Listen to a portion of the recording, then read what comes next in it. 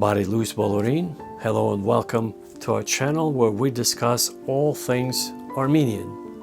Feel free to look around and watch our other video content to get acquainted with our philosophy, with our material.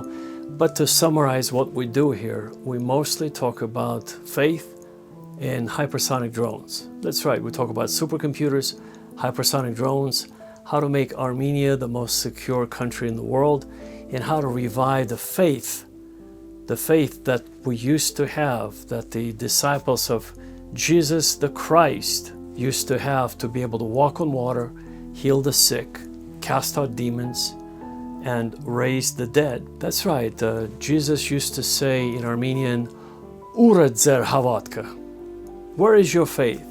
And we're going to revive that kind of a Christ-like faith. By the way, did you know that Christ was not his last name? Jesus the Christ, and the Christ being the biblical term of Greek origin, which means Christos in Greek, which means the anointed one, a person that was destined to accomplish monumental tasks for rite of passage into the spiritual world.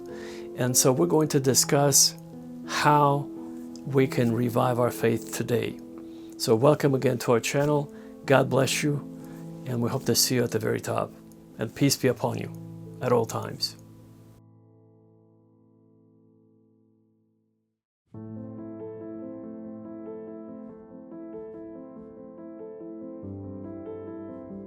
Our beloved brothers and sisters in Christ worldwide, I'm addressing 8.5 billion people on planet Earth, 2.6 billion fellow Christians, and 17 million fellow Armenians scattered around the world. We live in tumultuous times. We no longer hear about the rumors of wars. We actually are seeing them on our TV screens. There are 48 military conflicts going on concurrently at this time. In Africa, in the Middle East, in Eastern Europe. Very soon, things could go from bad to worse, where we might have a nuclear exchange between the United States, China, and Russia. Why do we have so many wars today? You might be asking yourself. The answer is quite simple. Because Satan runs this world. The majority of people are demon-controlled, demon-possessed, demon-influenced. And most of the politicians are under the influence of the dark forces. So do not be surprised that we have so many wars today. So what can we do as believers? We have our only solution is to have faith. We're going to talk about how we can increase our faith so we could have the same faith that the disciples of Jesus the Christ used to have 2,000 years ago. So we could walk on water, heal the sick, cast out demons, and raise the dead. Jesus said for us to be wise as serpents and harmless as doves in Matthew 10:16. Are we being wise as serpents and harmless as doves? On the contrary, we behave like little rabbits, timid rabbits. You know, you should probably watch The Silence of the Lambs by Dr. Hannibal Lecter, because that is the portrayal of being wise as serpents. And remember the scene when he calls Agent Starling to return? That's a ploy, folks. That's a ploy. When he says, Agent Starling, come back. And then he instructs her to do certain things that you can read about in the book by Tom Harris, or you can watch the film. The point is, unless we understand all the dynamics of the situation, and we could forecast it just like Dr. Hannibal Lecter could, we're going to lose. But with God on our side, with having the spirit of discernment, and by being wise as serpents and harmless as doves, we have the full armor of God, and we will be able to not only survive, but perhaps even thrive during these difficult times. So what is the good news? The good news is that we have a technological breakthrough. By connecting several supercomputers in a daisy chain, we have achieved what's called the technological singularity. So now we could produce nanomaterials that are lighter than paper and stronger than steel. We can produce hypersonic drones of various shapes. They go up to Mach 85, which is 109,000 kilometers per hour. We're in the process of introducing them in Armenia to make Armenia the most secure country in the world and also the most prosperous. We plan to build factories to build our drones across Armenia. We'll be paying very good wages to our staff, to our factory workers, to our engineers. We plan to unify all of our 17 million Armenians and bring them home to a Hayrenik, because we only have one homeland left, and that is the Republic of Armenia. Let's not forget that the times of having Western Armenia and Eastern Armenia are over. We only have one solitary Armenia left today, and that is the Republic of Armenia. We plan to bring millions of Armenians, maybe not 17 million altogether, but at least we plan to bring 3 to 6 million people, our fellow Armenians, to the Republic of Armenia. What is our purpose, folks? This is the most important part for us to figure out. Armenia's mission is to reunite God and man while advancing beyond nuclear technologies capable of preserving peace and preventing conflict across Earth. Armenia's mission is to reunite God and man while advancing beyond nuclear technologies capable of preserving peace and preventing conflict across Earth. Armenia's mission is to reunite God and man while advancing beyond nuclear technologies capable of preserving peace and preventing conflict across Earth. This is our grand mission as Armenians in the Republic of Armenia. We're going to have smart and tough leaders leading our country and leading our people. We don't need a musician. We need a smart and tough leader like LKY, who took Singapore and turned it within 20 years, turned it from a swampy island of 500 square kilometers into a prosperous, thriving metropolis, a financial center with an annual GDP of over $500 billion. Armenia's GDP is currently between $25 and $28 billion, while Singapore, which is 40 times smaller in size than Armenia, has a GDP of $500 billion. How could this be? Well, it's all about strategy. It's all about approach. It's all about your focus. It's all about your dedication to the cause. If we are to make Armenia the next regional superpower, we could do it. We just need to get together, have a strategy, and implement it the same way LKY implemented his strategy about Singapore. I have studied this approach all my life, especially the Japanese economic miracle. After World War II in 1945 Anno Domini, both the Soviet Union and Japan were completely devastated. They both lay in ruins. But within 20 years, Japan transformed into a superpower and became the number 2 economy after the United States, which was truly a miracle in terms of the economic achievements.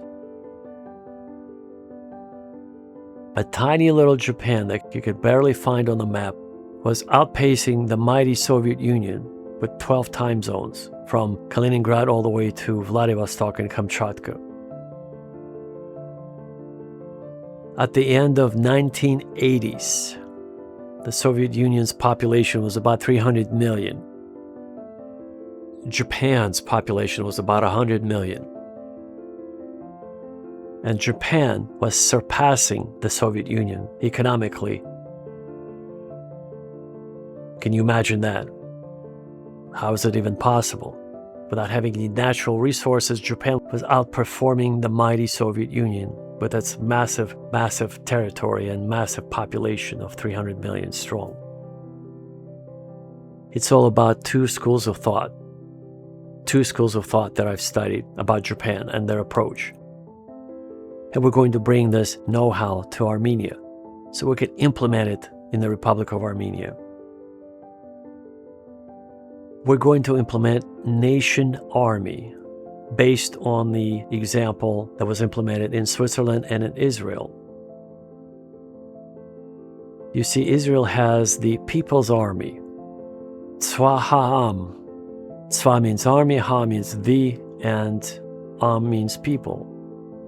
So it literally means the People's Army.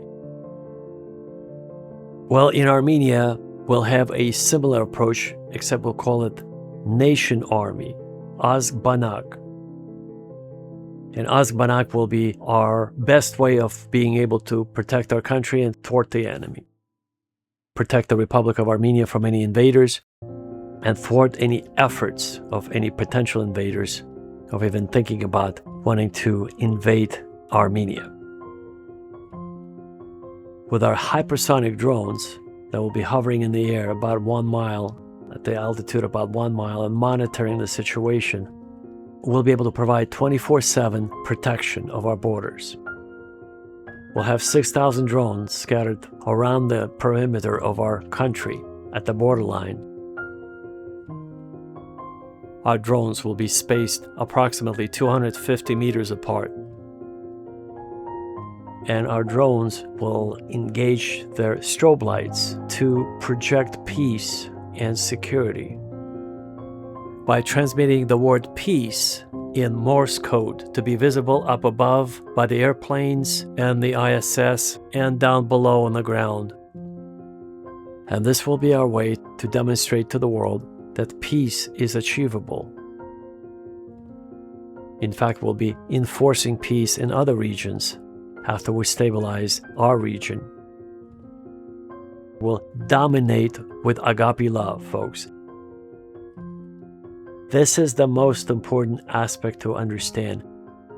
Agape love, by definition, is a Greek term, comes from the Bible, which means the highest form of divine unconditional love of God that surpasses all human understanding, that binds us all, that holds everything together as a glue in our universe. And that is the principle that we should be operating on. Plus humility and meekness. Meekness is another biblical term that defines who we are as Christians. So back to the Azbanak principle, or nation army. You know, when we got married, my wife and I, we were doing fire drills. We were just practicing what would happen. We were both 21 years of age. We would practice what would happen if we woke up one day and, our house was filled with smoke. What would we do? And you don't know unless you practice. So our fire drills were essentially about getting as low to the ground as possible, with our noses almost touching the floor.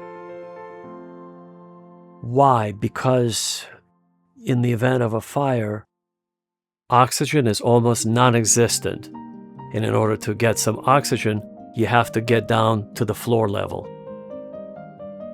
If you were to stand up, you would pass out right away because of the toxic smoke. And you won't be able to see anything, and you will pass out immediately. So you have to practice that. Very similarly, we have to practice our defensive posture as a nation. And part of it is training, giving the weapons to the entire population of the Republic of Armenia. So everybody will have an M16 and AK-74, a pistol or two, and lots of hunting knives. And they need to be trained how to use them. I strongly believe that during the 1915 genocide and prior massacres, had the Armenian men trained their wives, daughters, and their sisters how to handle guns or weapons or daggers or knives or swords. If the Armenian women had been trained by their husbands, the casualties would not have been that severe. But they were not trained. That's the biggest mistake.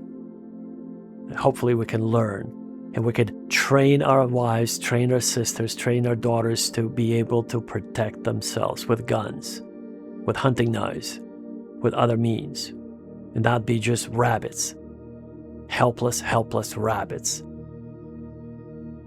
Let me tell you a story. One day I was coming home from the office, and I told my wife I'm on my way, so dinner was pretty much ready. And I stopped at a stop sign, and it was just a dark spot. And with my headlights of my SUV, I was illuminating like a little baby rabbit that was sitting there. And it was kind of cute, I wasn't going to run over it, but it wasn't really moving, hopping along. In other words, it was just sitting there. I was waiting for it to start moving away. As I was thinking that, out of nowhere came this bird of prey. It was at night. It was illuminated by my headlights, and so it basically grabbed it with its massive talons and took it away to be eaten somewhere in its nest. It happened so fast I could not even see what type of bird it was, but more than likely it was a barn owl, because hawks or eagles, they don't hunt at night. But owls are nocturnal, and they have very powerful talons, and they could pick up a rabbit and take it to their nest or wherever they live. That's a lesson learned, not to be like these helpless rabbits. If you see light or you see exposure, you're being exposed, you immediately have to move away from danger. And that did not happen in 1915 during the massacres and the pogroms and that happened to our people in the Ottoman Empire. If the massacres were happening in a neighboring village and you knew 20,000 people were killed, why wouldn't you pick up your bags and move? Why would you want to wait until danger came to your village and it would be too late? It was a mistake. The Germans were also cooperating with the Turks during those events. They were helping them launder the money. Deutsche Bank was implicated as well. And they were raping Armenian women. The Germans were. That's why there's so many blue-eyed Armenian people. They were the product of the German rapes. By the way, there were many more than just the 1915 massacres and genocides that happened to our people, to Armenians. So the Hamidian massacres happened in 1894 through 1896, when 300,000 Armenians were killed. The Adana massacres happened in 1909, where 30,000 Armenians were killed in Adana and Cilicia. And of course, the Armenian Genocide started in 1915 on April the 24th, and it ended in 1923, during which 1.5 to 2.2 million Armenians were killed by the Turks. And that is a very, very unfortunate statistic, because that could have been prevented, again, if the Armenians would not be sitting like rabbits to be killed. Everything could have ended up differently. If the Armenian men would have trained and taught their wives and sisters how to protect their families in case they were taken away, then the females would have, the Armenian women would have protected their families with everything they got, the weapons, the knives, the daggers, the swords. But that wasn't done, and that's a big mistake.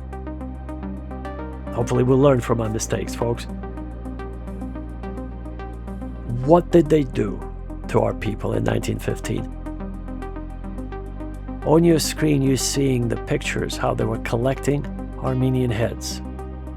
They would put them on the bookshelves, and all those heads are somebody's relatives and friends, folks. These are very graphic images, so I want you to know this. This is very, very painful for me to share this, but we have to talk this out. We have to discuss it. Because if you get a psychological profile on who would do such a thing, who would cut off somebody's head and place those heads on your bookshelf as souvenirs, once you get inside the head of the person who would do such a thing, you'll understand who those people are. You have to get a psychological picture of who those people were. Let me help you understand who those people were. So the decision came from the very, very top.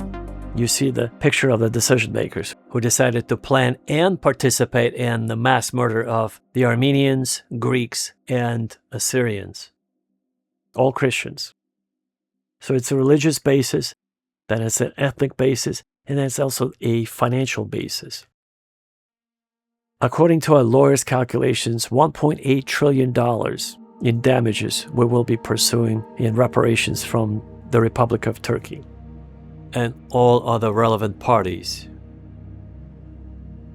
So our family members were robbed of $1.8 trillion in today's money, converted from 1915. That's what they were after, folks. Financial gain was their primary motivation, then sexual slavery of the women that they already had planned to capture by eliminating the men. It was 3-in-1. The Turks wanted to eradicate all non-Turkic people, all non-Muslim people. That's why the Armenians, the Assyrians, and the Greeks fell into that category. So they wanted to eradicate people based on their religion, ethnicity, and the language. That's why the Armenians, the Assyrians, and the Greeks experienced the genocide executed by the Turks in the Ottoman Empire.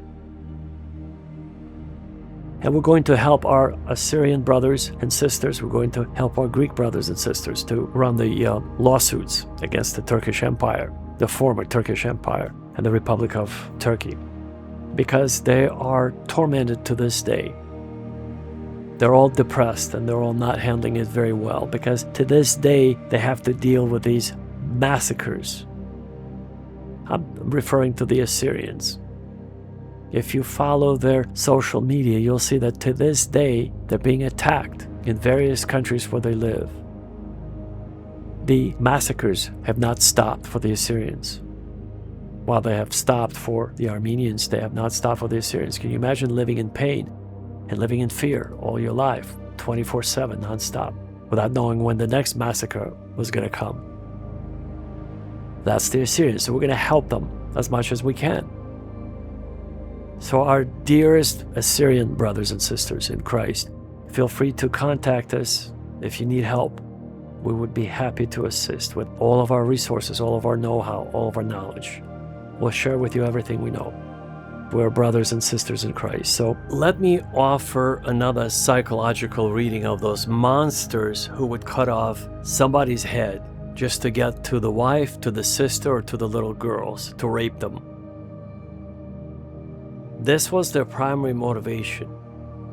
You eliminate the men, you cut off their head, you completely desecrate their humanity by taking off their heads and putting their heads on your bookshelf as a souvenir, or you put the heads on the fence in front of your estate, in front of your house.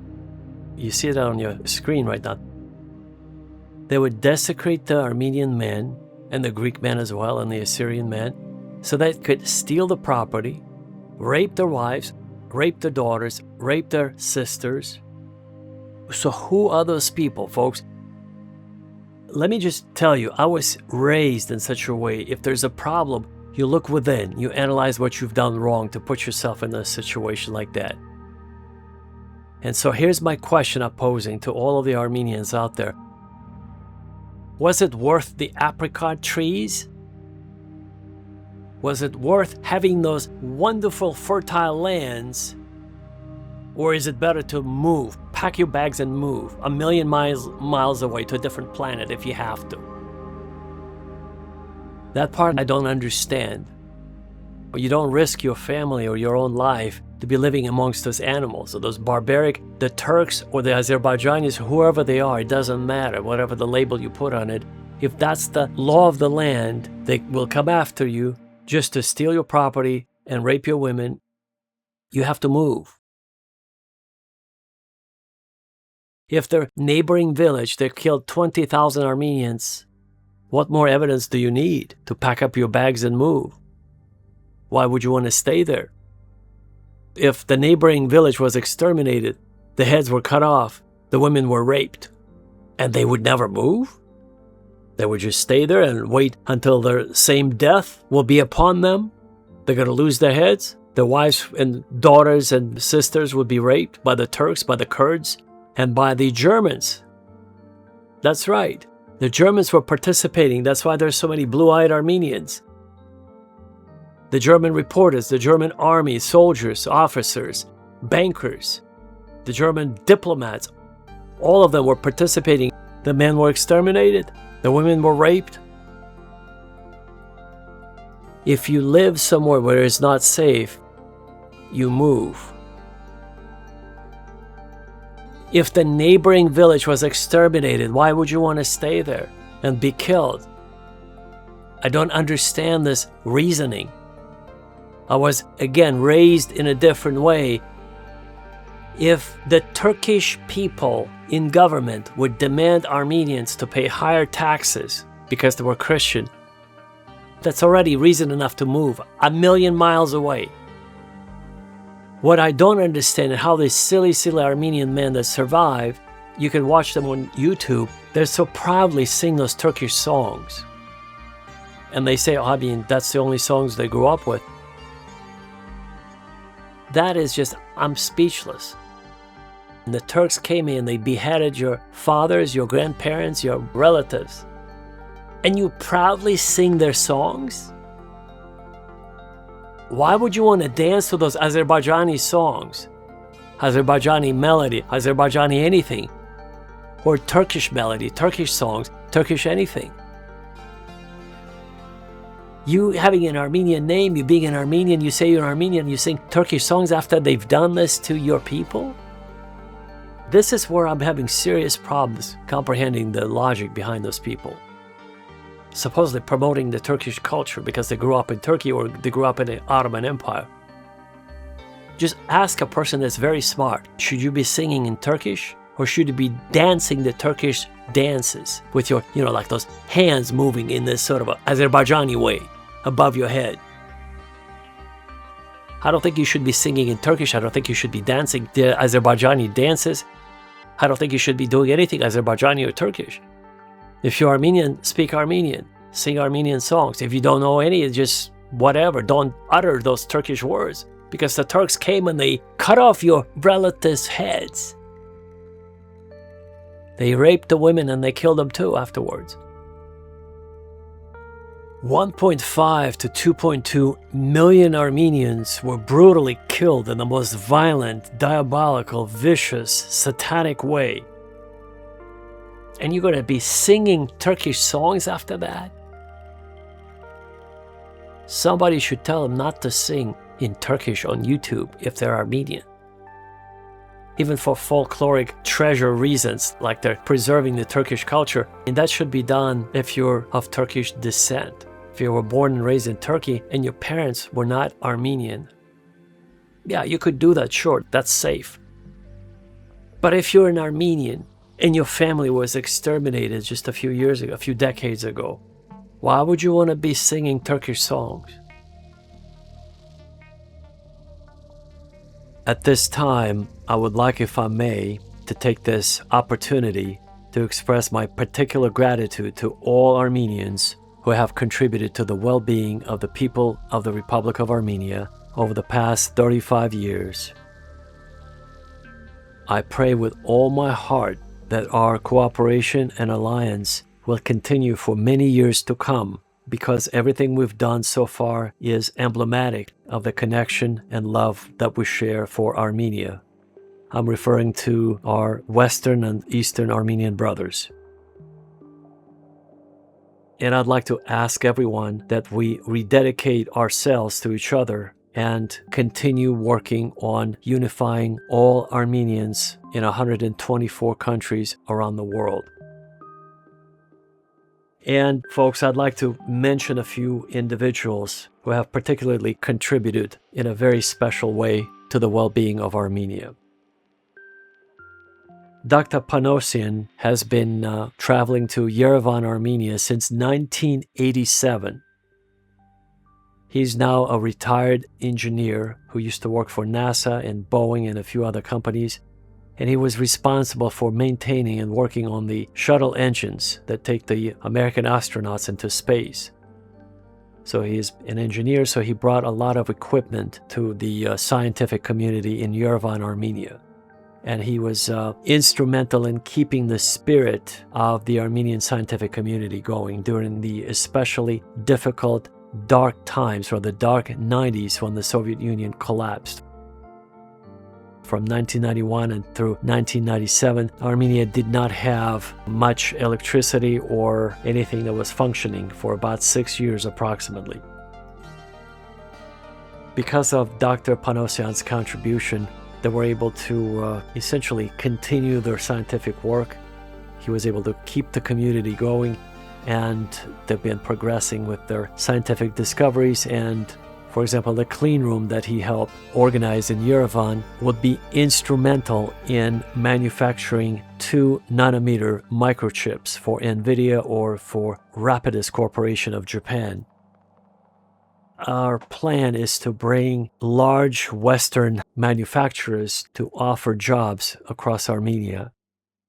And Rapidus Corporation just started a $6 billion facility on the island of Hokkaido, and we're in negotiations to do something similar in Armenia.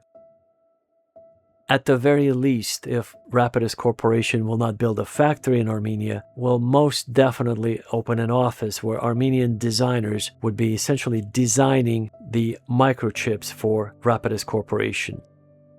And as you may know, 2 nanometer microchips are cutting edge at this point, but Rapidus is talking about unveiling in the near future 1.4 nanometer microchips in Japan, and hopefully it will go through our office in Yerevan.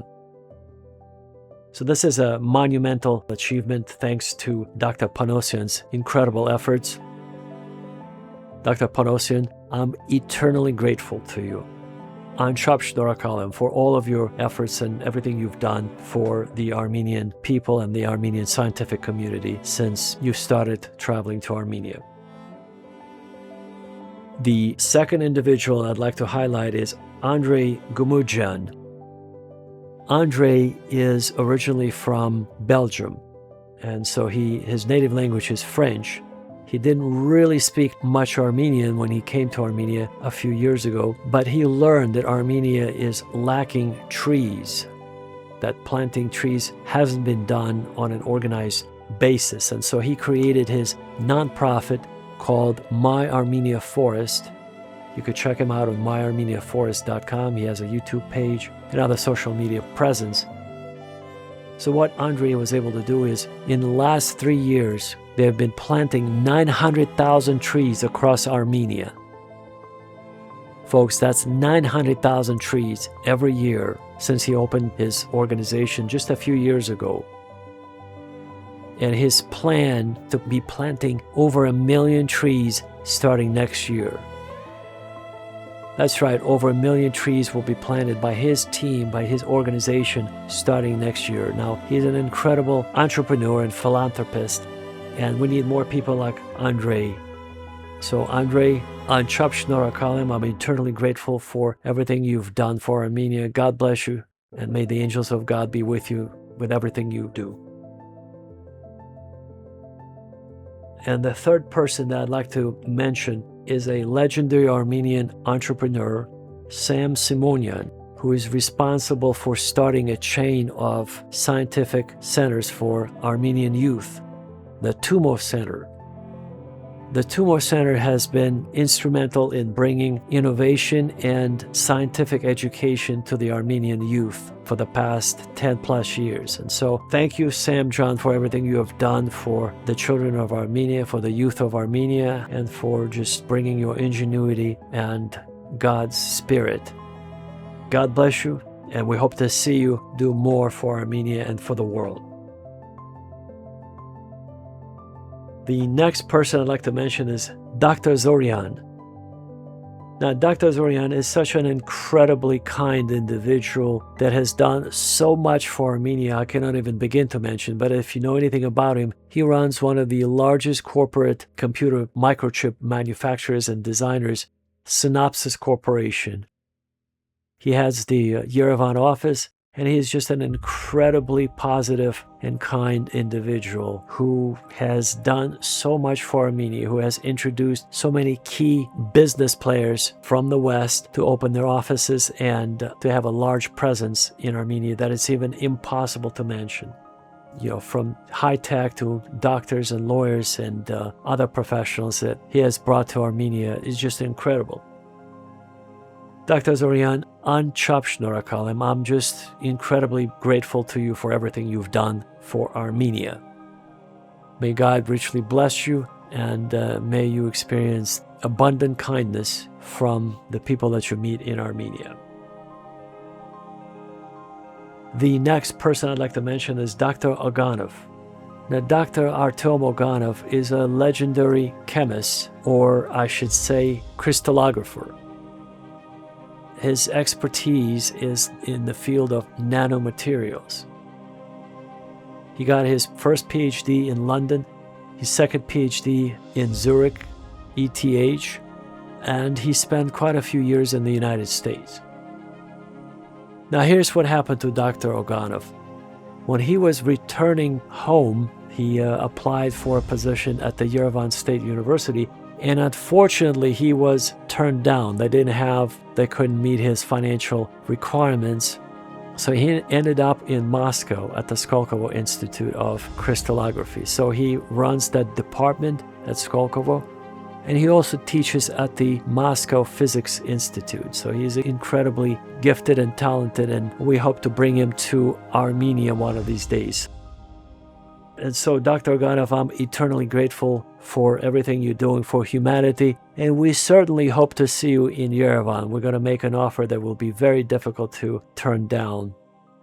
We're going to bring your wife and 4 kids to Armenia, and we're going to provide you with a house, an apartment, a summer cottage, a car or SUV, whatever you prefer, and a chauffeur. And if you require, we'll provide you with a security detail of presidential level. We need more people like this wonderful group of Armenians, because one of our goals is to stop the brain drain and actually try to reverse it. So let me kind of summarize what we do at our organization. I'm going to mention before I forget, we'd like to bring all Armenian detainees that are currently spending their time at a Baku, Azerbaijan prison cell. Ruben Vardanyan and other Armenian compatriots have been illegally detained in Azerbaijan by the Ilham Aliyev regime, whatever you want to call it. We're actually trying to work with them. So we have one of our good contacts in Brussels that goes to Baku every month on state business, part of the European Union oil initiative. And we're trying to use that connection to bring our boys home. And as soon as that happens, you'll be the first to see all of our Armenian brothers returning on a private jet to Armenia. And of course, that will be the day we're all going to celebrate. And now I'd like to mention what our primary goals are and objectives at our organization. One of these days, I'm going to give you a tour of our office so you'll see that 12 clocks, world clocks that essentially, facilitate when I make phone calls, I see right away what time it is in Geneva, in London, in Kiev, in Moscow, in Dubai, Mumbai, Beijing, Hong Kong, Tokyo, and other parts of the world.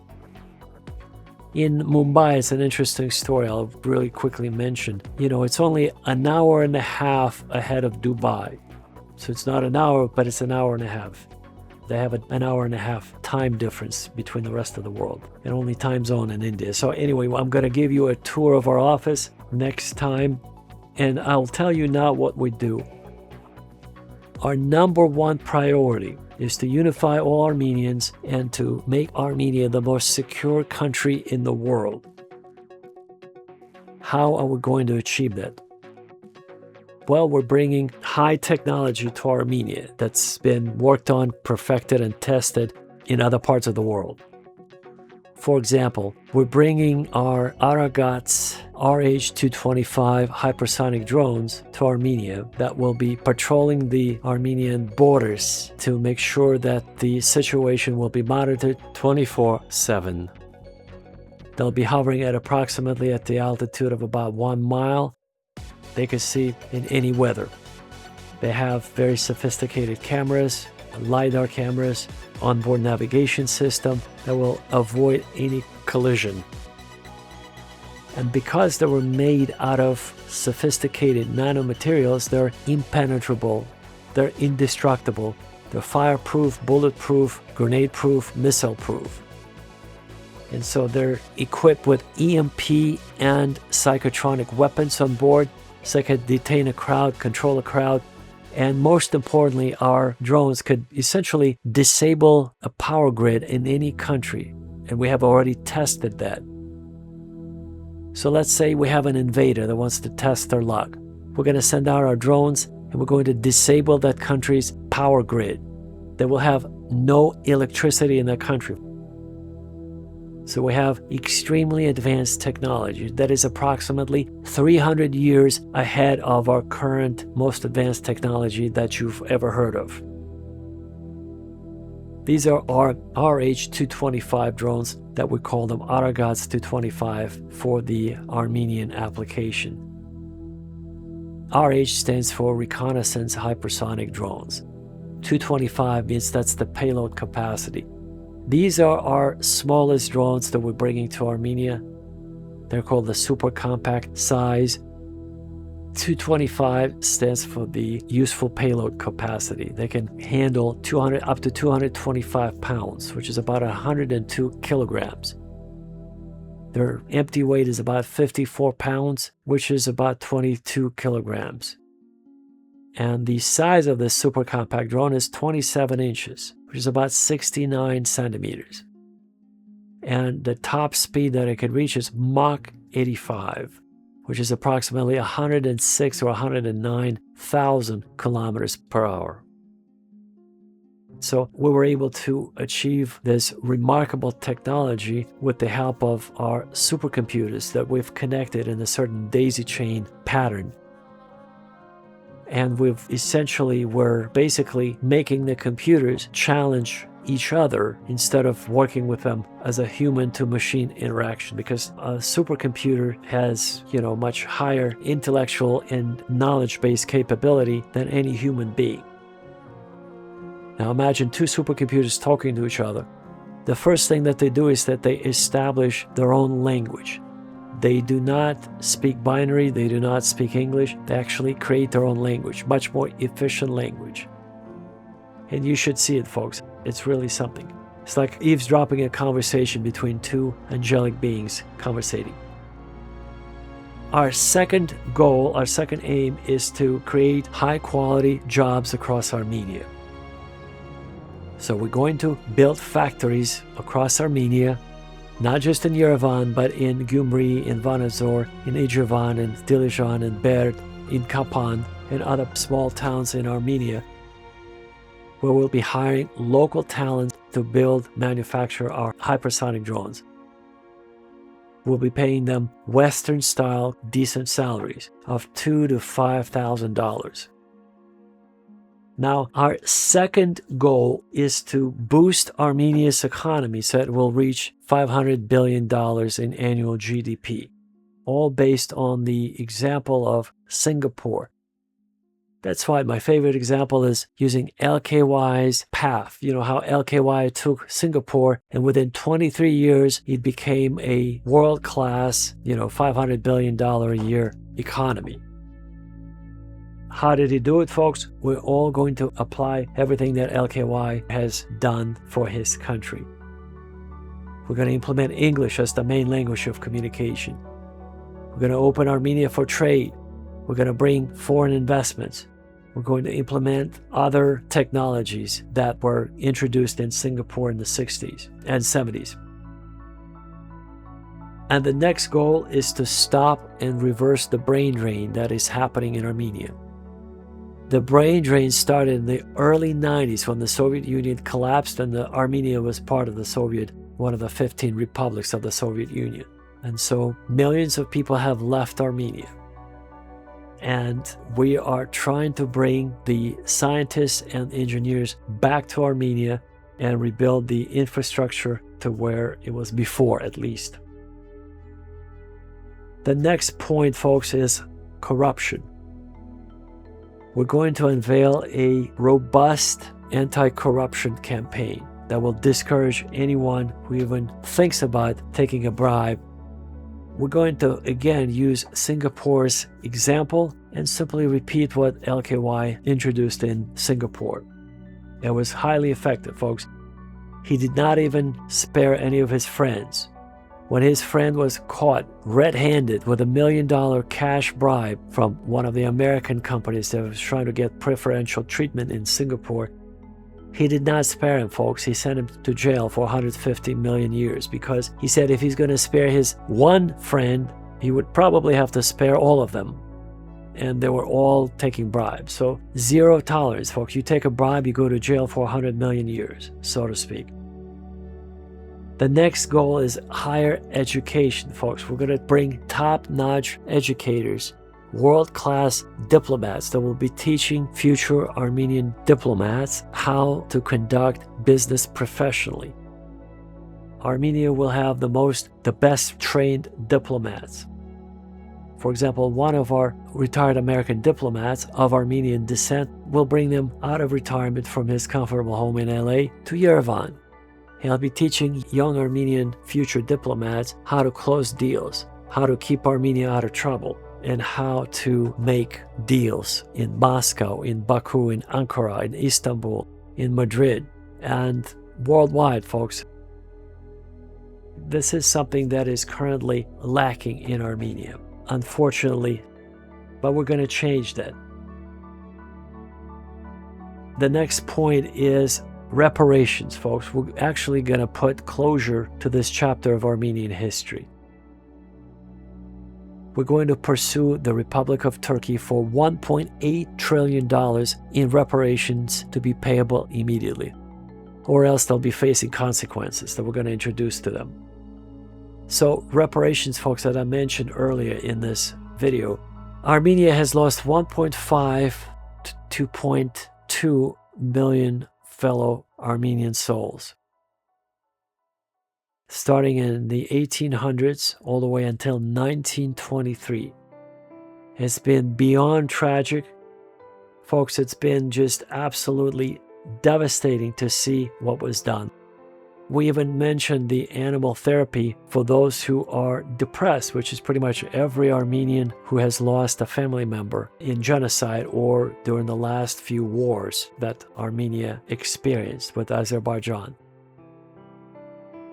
Depression is a serious issue that needs to be addressed with something as simple as watching YouTube videos with animals. You know, you go on YouTube, 4K resolution, HDR, OLED screen, and you watch the Animal Planet. You watch Alfie the fox, you know, this cute little kind fox, fluffy fox, that will actually change your brain chemistry and you'll feel much, much better. Let me mention a couple of professionals that have visited Armenia who have contributed as professional psychologists. Karin Mumjan and Armina Nesesyan both came to Armenia to help the refugees from Artsakh get settled. And they both said the majority of people that they met, not just the refugees from Artsakh, but in general, people who reside in Armenia, they need some sort of therapy. The easiest thing to do, you could go for a walk. Daily walks in the park are absolutely vital for keeping that balance.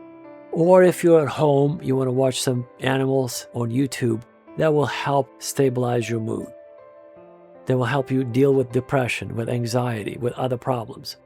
And you will hopefully quit smoking, folks. That's a big problem in Armenia that stems from the same issue. So we're going to address all those issues. So the next point is we're going to introduce Armenian private bank.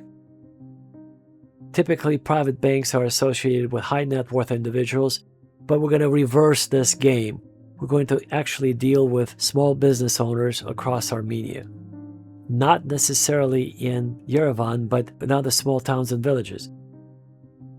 We're going to introduce interest-free loans. Folks, you heard me right.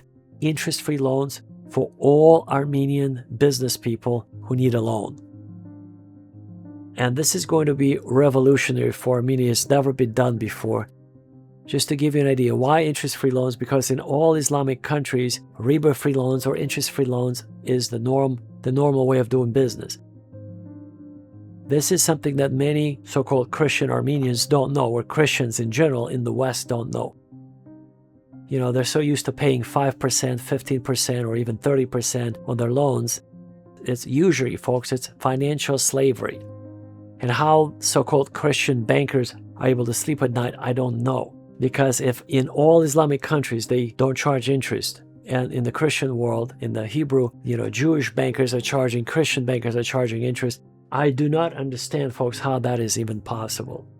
That should not be happening, and that's why we're going to change that by introducing interest-free loans through our bank that we're going to get licensed in the Republic of Armenia very soon. And you'll see our phone number, feel free to call us, let us know what you do.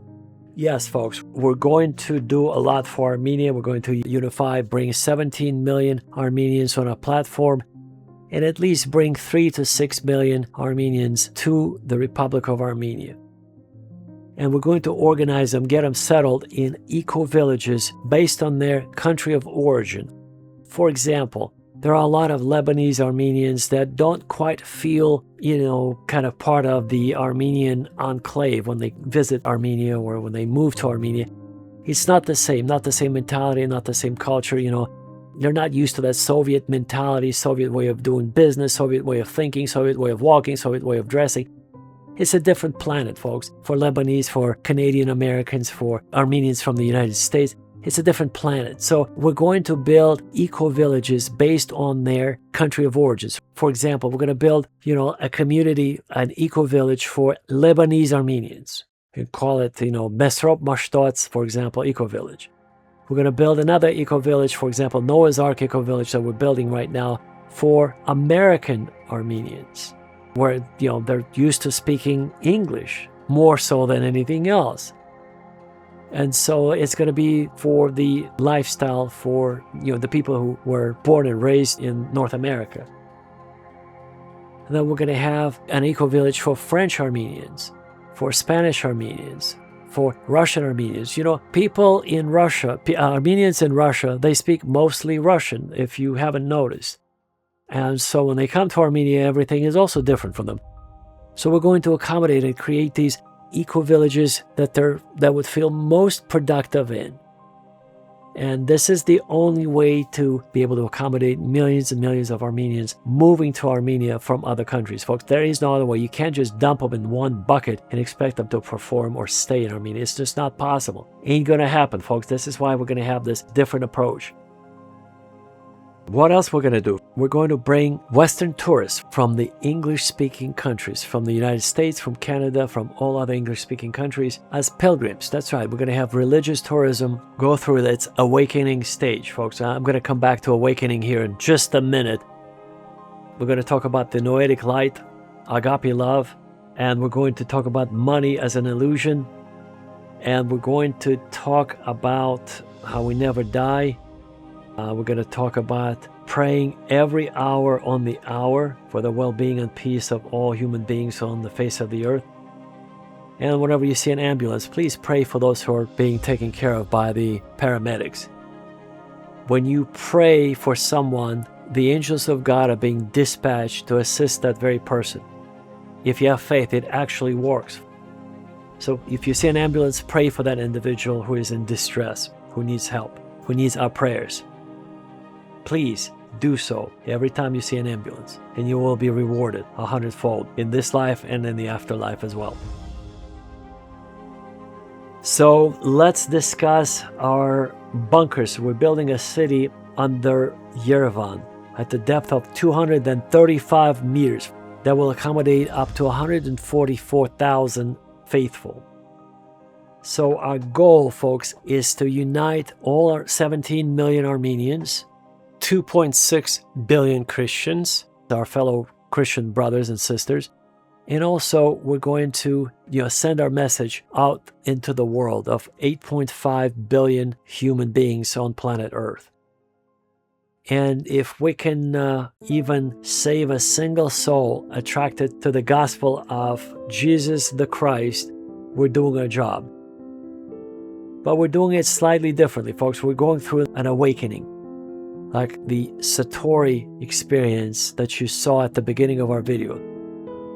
Satori is a Japanese concept of an instant awakening, and that is precisely what we're going to be introducing to our audience. We're going to be introducing to our Christian brothers and sisters, to spiritual seekers, to Muslims, to those who recite Hare Krishna mantras every day, those who read Bhagavad Gita, the Book of the Dead, to any spiritual seeker out there who wants to learn how to walk on water, heal the sick, cast out demons, and raise the dead.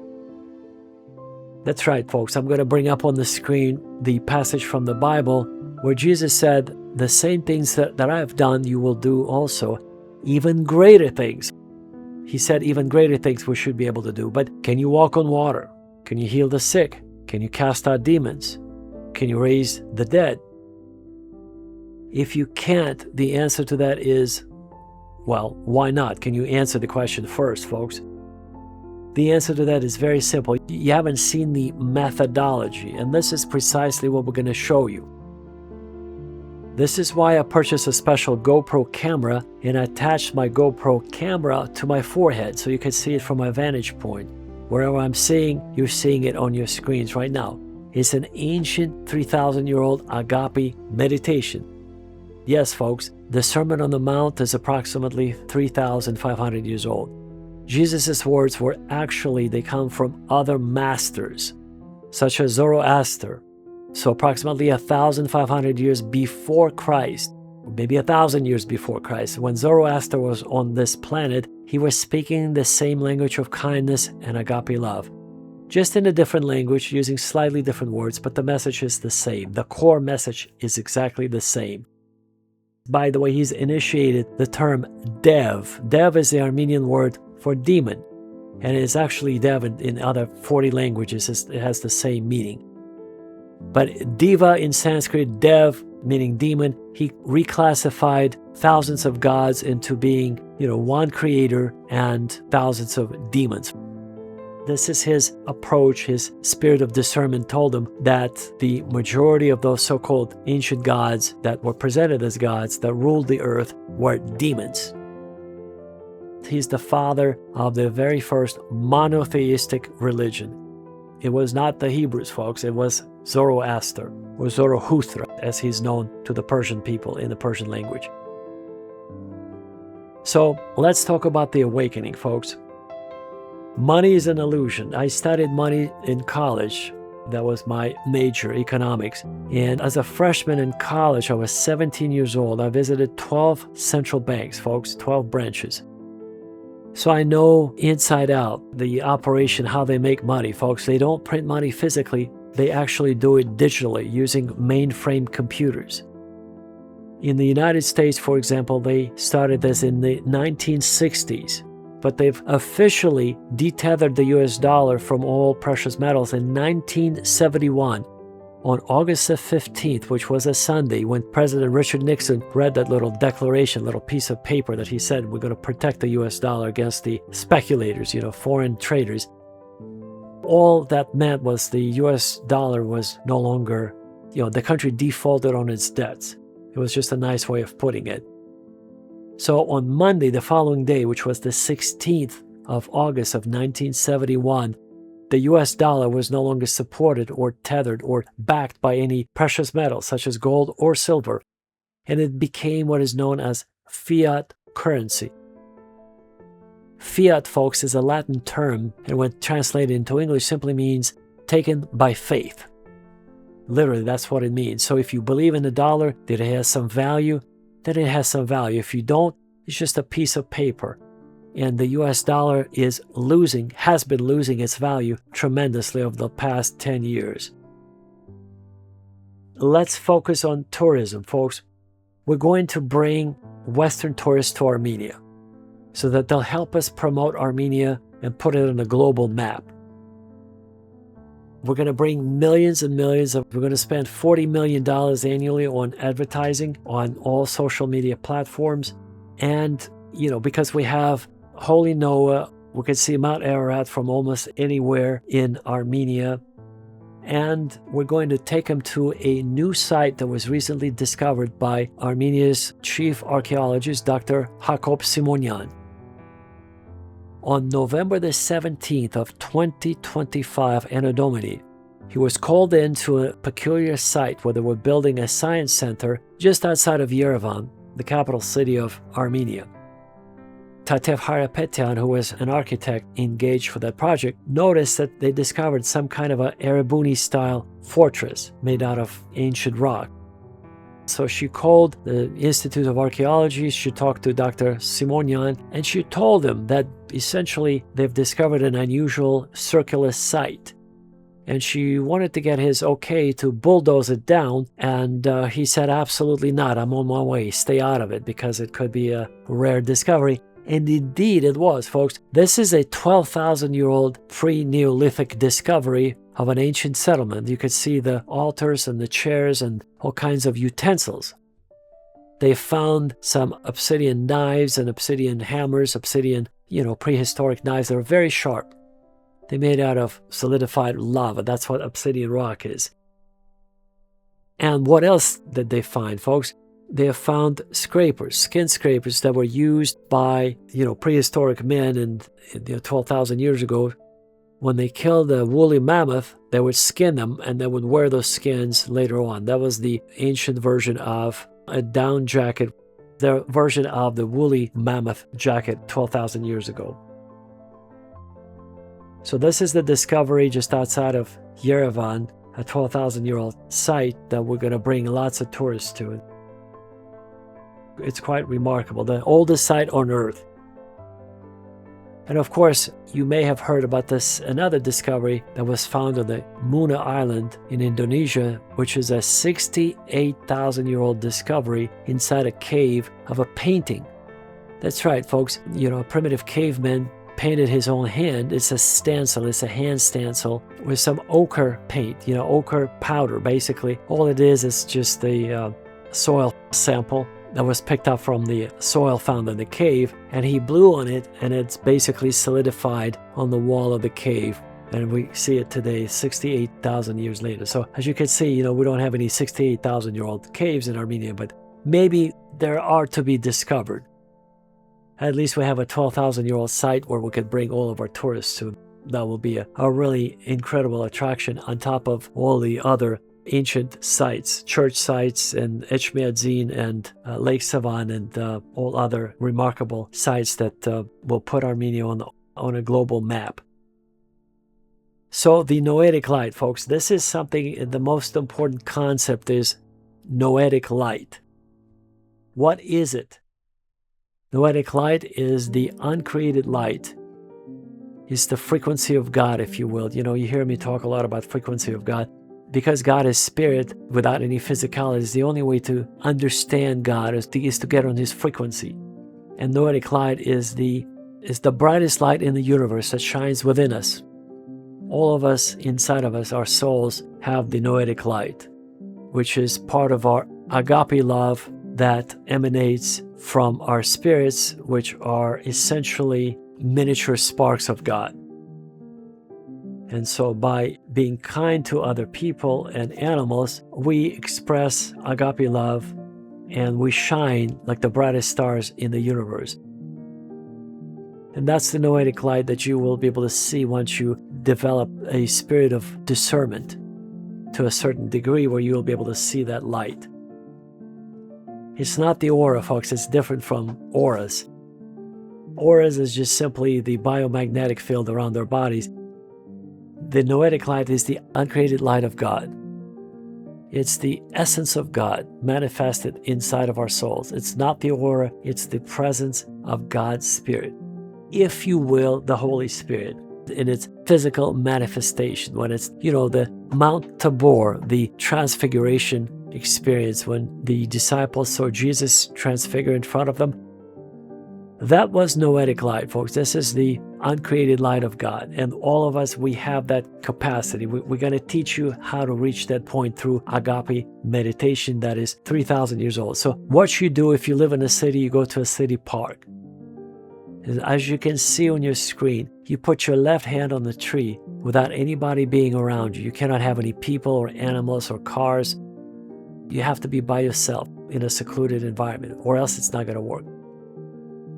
You have to turn off your phones, your gadgets, none of that, folks, none. You cannot bring the phones with you. You have to be just you and Mother Nature. You put your left hand on the tree and you just focus on the tree. It's alive and it communicates to you. You just have to tune into its frequency. Spend about half an hour every day, and then you'll be able to understand its language. And then once you get to that phase, with your right hand, as you begin to kind of move around, your right hand will create wind gusts up to 30 miles an hour. And that will be your confirmation that you have arrived, that Mother Nature cooperates with you. So as you put your hand down, the wind will dissipate. As you move your hand up in that sort of a swirling motion, you'll see that the winds will pick up again. You put your hand down, the winds will die down. And so that will be your confirmation that you can move on to the next phase. And the next phase is to be able to get on the frequency of God. And that will teach you how to do that.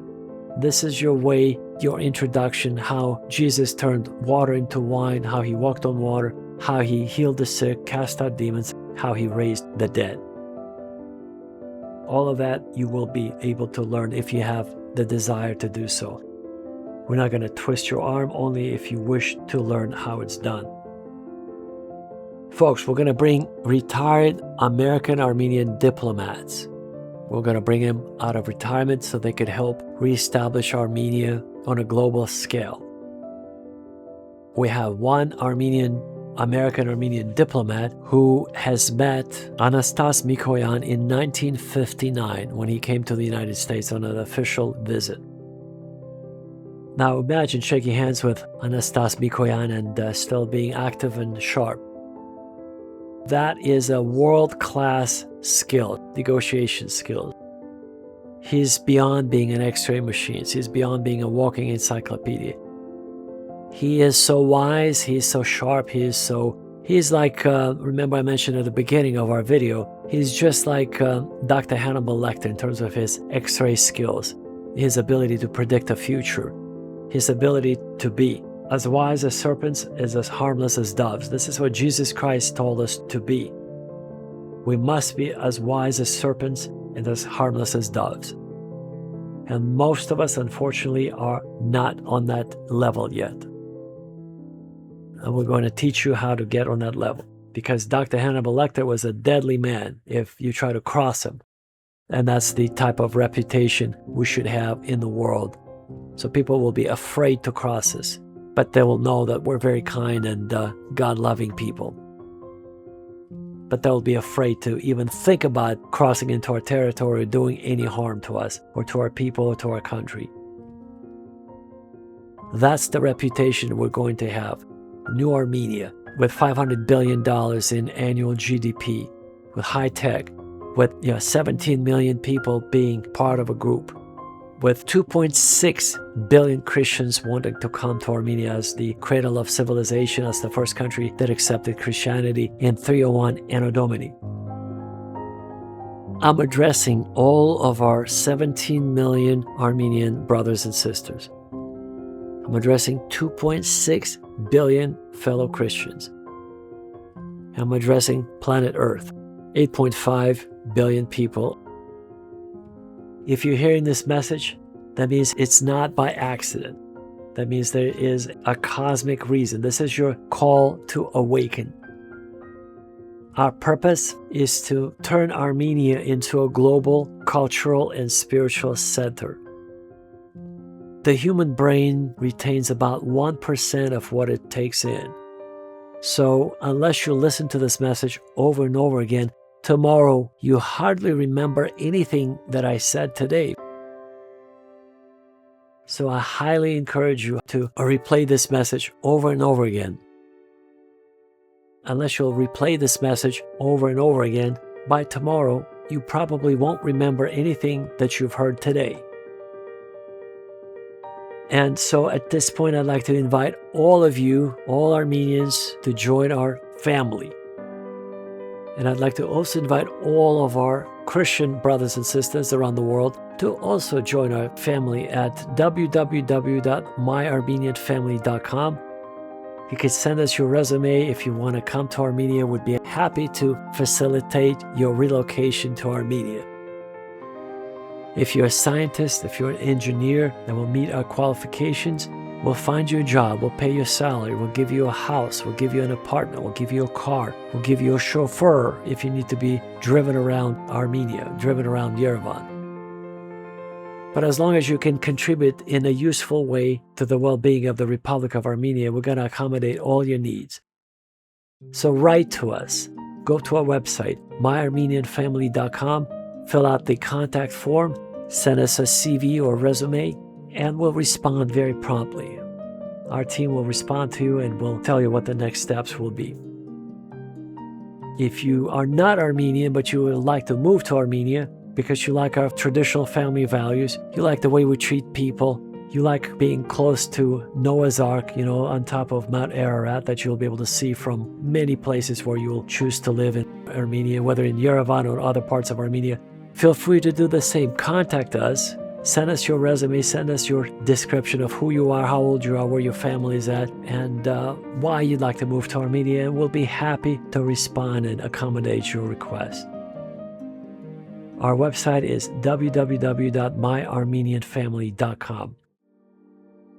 Now, as far as your support, many of you have asked how you could support our cause, our mission. On our website, you could click on the link that says, support us with your agape love. You'll be taken to a secure place, and we ask you to become in that case, if you're interested in supporting us, we ask you to become our monthly supporter. And this way, we'll feel your agape love, and we'll pray for you daily. Be sure to put, when you see that window open up, be sure to put a brief description of where you are, where you're located, and what brought your attention. If you're an Armenian, if you're not Armenian, if you're just a Christian, if you're just a spiritual seeker who would like to come to Armenia one of these days and possibly relocate to Armenia, just let us know about your goals, about your vision, about where you see yourself in the next 5 years. And if you'd like to be part of our Noah's Ark community, Eco-Village, our community will be based on above ground and then below ground at the depth of 235 meters. In case of a global nuclear collapse, nuclear war, we should be able to accommodate up to 144,000 inhabitants. At this point, I'd like to thank you for your time, for spending your precious, precious time with us. We are one big spiritual family. We're 2.6 billion strong. That's the total number of Christians on planet Earth. And we're also 17 million strong. I'm referring to our Armenian brothers and sisters. Overall, folks, I highly recommend to all of our Armenian brothers and sisters that you switch to using English. Why? Because more people would be able to understand what you're saying, especially if you have a YouTube channel, if you project in the message for the entire world to hear your message. There are 8.5 billion people, and most of them understand English. So I highly, highly recommend that you start using English more often than Armenian. It will help you promote the message, and all of us will benefit tremendously from that, because not too many people understand Armenian, but almost 8.5 billion people speak or understand English. Folks, as a closing remark, I'd like to say happiness comes from within, because money is an illusion. It has no bearing in the real world, folks. It's just a complete brainwashing operation. It's an indoctrination, especially in the capitalist systems. Everything is not measured by money. Happiness, folks, even if you have a stick of butter and some saltine crackers, you could be happy. You could be truly happy if you're on the frequency of God, if you know what agape love is, if you've ever experienced agape love, and you can see noetic light. Folks, you don't need anything else. With just a few crackers and some butter, you could be truly happy. I'm being very honest with you. You don't need money. Money allows us to do many things, but you have to be absolutely neutral towards money to be able to not be corrupted by it. And if you don't have that strength, then you should stay away from money, folks. You should be happy if you have, again, some crackers on your plate and some butter to put it on your crackers. True happiness, folks, is the most precious thing that we could ever experience. We're going to share with you more about what it is. So our primary message is how to increase our faith. The core message of our organization is to increase our faith so that we'll be able to walk on water, heal the sick, cast out demons, and raise the dead, just like the disciples of Jesus the Christ 2,000 years ago were able to do. This is our main mission. In order to achieve that, we need to learn the methodology. We need to learn the agape meditation that's about 3,000 years old. And that's what we'll be sharing with you. So we'll be one big family, helping each other and building a new society that will be corruption-free, super educated. The economy will be in tip-top shape. We'll have plenty of jobs, well-paying jobs, and we'll be super secure inside the Republic of Armenia with our neighbors. When I say secure, Armenia is already very secure, very low crime. But with our neighbors, I'm meaning specifically Azerbaijan and Turkey, that closure must happen, folks. Let me just address that just real quickly, folks. Let me address Azerbaijan and Turkey. As Armenians, as Christians, we walk with God, but we need closure. This is why we keep having these issues with Azerbaijan and with Turkey. Turkey and Azerbaijan have an aggressive posture, and in order for us to change and have better relations with our neighbors, Turkey must admit to what was done to Armenians in 1915. Turkey must pay reparations. This is just the only way to say we're sorry, and it will never happen again. Otherwise, Erdogan, what are you going to do when your physical heart will stop beating? You know you're going to meet the Maker one of these days, very soon. Your life was spared a few years ago during an attempted coup d'etat. What have you learned, Erdogan? So why don't you step up to the plate, be a man, and announce to the world that Turkey officially recognizes Armenian genocide. You apologize, you repent of it, and we're going to build a new relationship between Armenia and Turkey. That's the way it should be done, because, when your heart will stop beating, it will be too late, Erdogan, to do anything. It will be too late. And as a man to man, let me just tell you, you'll be a much, much bigger man. Don't listen to what the demons are whispering into your ears. Just do the right thing. Acknowledge what was done to Armenians by your forefathers. Pay reparations, and we'll have a new relationship. That way, when you have your earthquake, we're going to come to your aid. We would like to come to your aid if, God forbid, there'll be an earthquake in Turkey to assist the civilians of Turkey. I have personally nothing against Turkish people or Azerbaijanis. Nothing. It's the political climate that is absolutely unacceptable. When I watch on YouTube some wonderful historians who talk about Armenian genocide, Turkish historians, Azerbaijani historians who talk about how we could rebuild the relationship between Azerbaijan and Armenia, between Turkey and Armenia. And these are intelligent, wonderful human beings, very kind. So I have nothing against Azerbaijani people. I have nothing against Turkish people. But we have to address this climate of hatred that is formulated at the very top of Azerbaijan and Turkey. That must change. And this is why we're having this dialogue. Erdogan, be a big man. Do what's right. You know in your heart what you need to do. You're a smart man. You have tremendous experience. Just don't allow the demons to mislead you and put you on a path of destruction, on the road to hell. Don't listen to the demons. Listen to the Spirit of God that is speaking to you right now through me. And this will be a monumental change for Armenia and Turkey to celebrate if you can admit to the wrongdoing that was done to the Armenian people in 1915. That will be a moment that the angels of God will be rejoicing in heaven. Because let me tell you, genocide made the angels cry. I'll say it again. The Armenian genocide made the angels cry in heaven. And that is something you cannot get away from. So let's make it right so we can celebrate a new era of relationship. And I believe in miracles. I believe that we should be able to have good neighborly relations between Turkey and Armenia and Azerbaijan and Armenia. On this note, I'd like to say a few parting words. And I also would like to mention a few words about Lake Sevan. We have plans to bring in the best engineering firm, North American engineering firm, to build a biological wastewater treatment plant to address the algal bloom that happens in the summer month.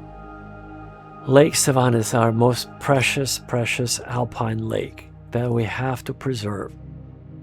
And we cannot allow untreated waste to be dumped into Lake Sevan.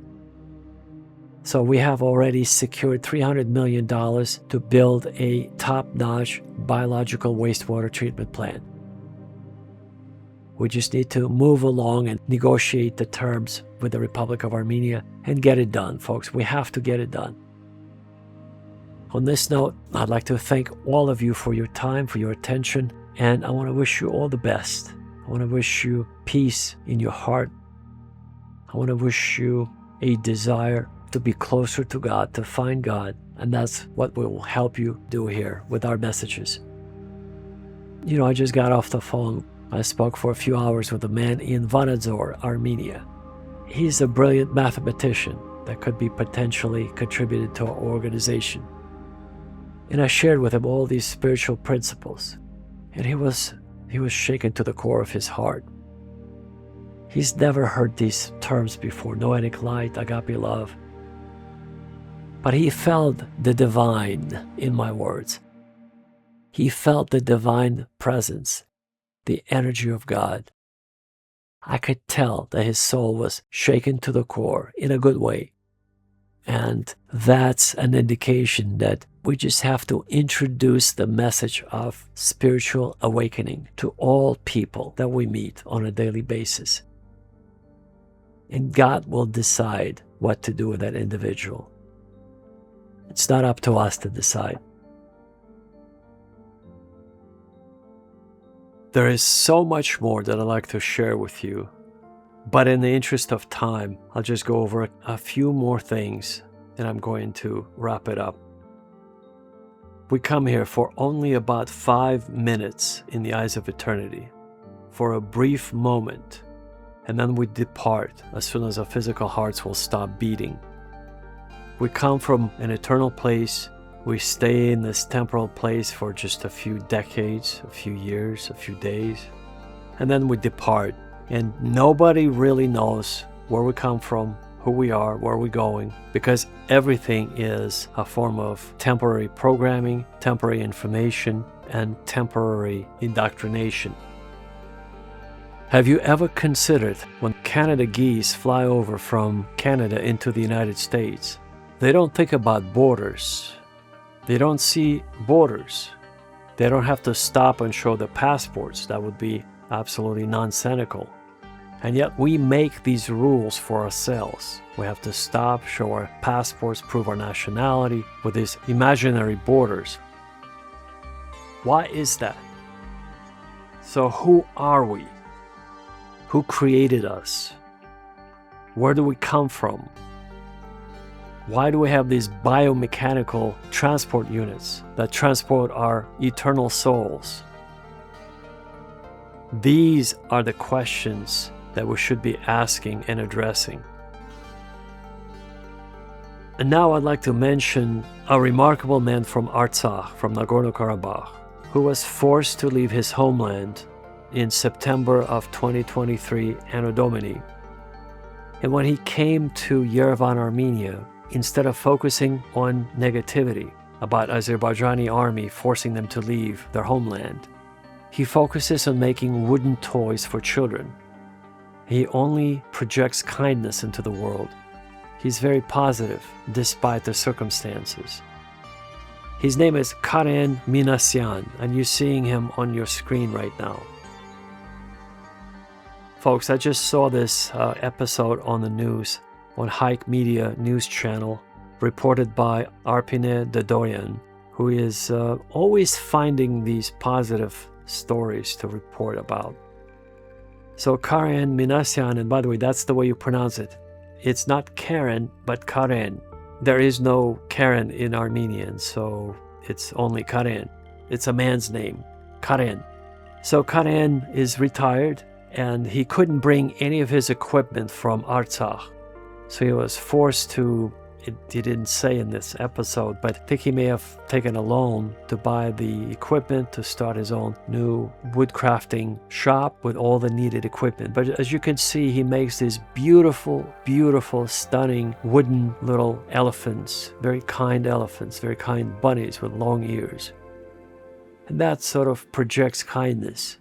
That projects his positive energy, that he's trying to not reminisce about the past. And if you heard his voice, he is very humble. He's a humble man full of kindness and humility. That's what describes him. So, and the reason why I bring this up, folks, because nobody in the English-speaking world would probably ever hear about Karin Minasyan, who now lives in Yerevan, Armenia. And I was so moved by this story, I decided to kind of share it with you in English so the world would know about the true spirit of an Armenian man, of most Armenian people, that we have kindness in our hearts.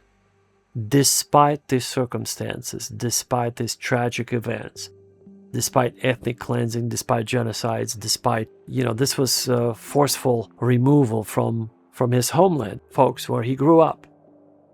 And despite all that, he projects kindness and love, agape love. That's the Armenian spirit. And by the way, he named his brand, shall we call it that, he named his brand Play Artsakh. Haha Artsakh is the name of his brand. And folks, a deeper, more accurate translation would be as follows. Literally, it means play Artsakh, but what Karin meant is he tried to communicate with the world that despite what happened to them in 2023, despite them having to leave their homeland, Artsakh continues to live and Artsakh continues to play. That's the fuller meaning or the fuller translation into English. Artsakh continues to live and continues to play. This would be the best way to translate the name of his brand. Haha Artsakh. And just like Karin Minasyan, Catherine Dougherty, also known as Catherine de Hook Dougherty from her previous marriage, started the Madonna House in Canada. Now let me just tell you a few things about Catherine because her story is very unique. So she was born in 1896 Anno Domini in the Russian Empire, in the city of Nizhny Novgorod. And so when the 1917 October Bolshevik Revolution happened in the Russian Empire, she was already married for about 6 years, and she decided to leave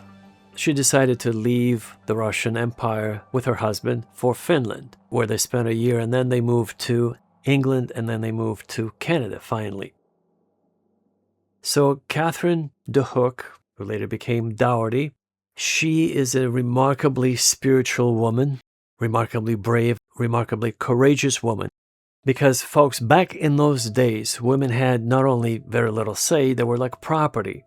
Much like in the United States, women could not even start a business without the signature of the husband or the father until 1975. That's right, in the United States of America, women could not start a business without their husband's signature or their father's signature up until 1975. Imagine living in 1896 Russian Empire. Her role was very limited, and yet, despite that, she started the Friendship House, where all people were welcome of all races. And she started them in Chicago, in Toronto, in Harlem, folks. That's the part of New York City where it was highly segregated. This is remarkable, where she would welcome, the African people back in the day when they had signs posted upon every venue in New York City that said, whites only or colors keep out, something like that. So back in the day, she opened up these friendship houses where she would actually preach the gospel and would welcome all people of all races. That was a revolutionary idea. It was a revolutionary idea because she was a woman. It was a revolutionary idea because there was a segregation in place.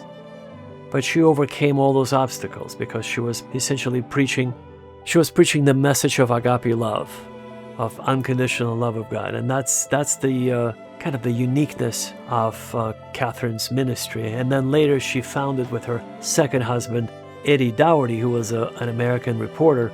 In May of 1947, they founded Madonna House Apostolate in Combermere, Canada. And so now the Madonna House is the conglomeration of everything that she's done before. This is where all, men and women are welcome, and they essentially created this wonderful community under the auspices of the Catholic Church. So that's why it's called an apostolate. But you can actually visit them if you wish. You can go there, you can spend, a week or two, and that will kind of refreshen your faith. It will put you on a new vector for your spiritual evolution. And that's what we're trying to do in Armenia as a whole. So the entire country of Armenia, we're trying to turn into the Madonna House, or the Finnhorn eco-village, so to speak. That's right, folks. We're trying to change the entire country of Armenia to operate as one unit, as one spiritual dynamo. And so just like the Madonna House Apostolate and the Finnhorn eco-village in Scotland, by the way, let me just tell you briefly, the Finnhorn eco-village was started by Peter and Eileen Caddy from England.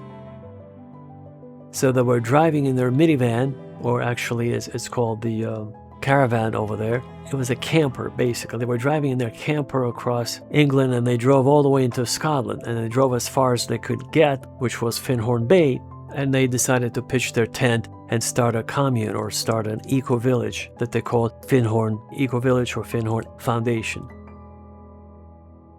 So much like Finnhorn Eco-Village and the Madonna House in Canada, we're trying to mobilize Armenia as a whole, as the entire country, to operate on this principle of inclusivity, that all Christians from around the world would love to visit and perhaps even move to Armenia to be part of our sort of a spiritual country, spiritual cradle, where the first Christian nation adopted Christianity, where Christianity was adopted by Armenia for the first time in 301 Anno Domini.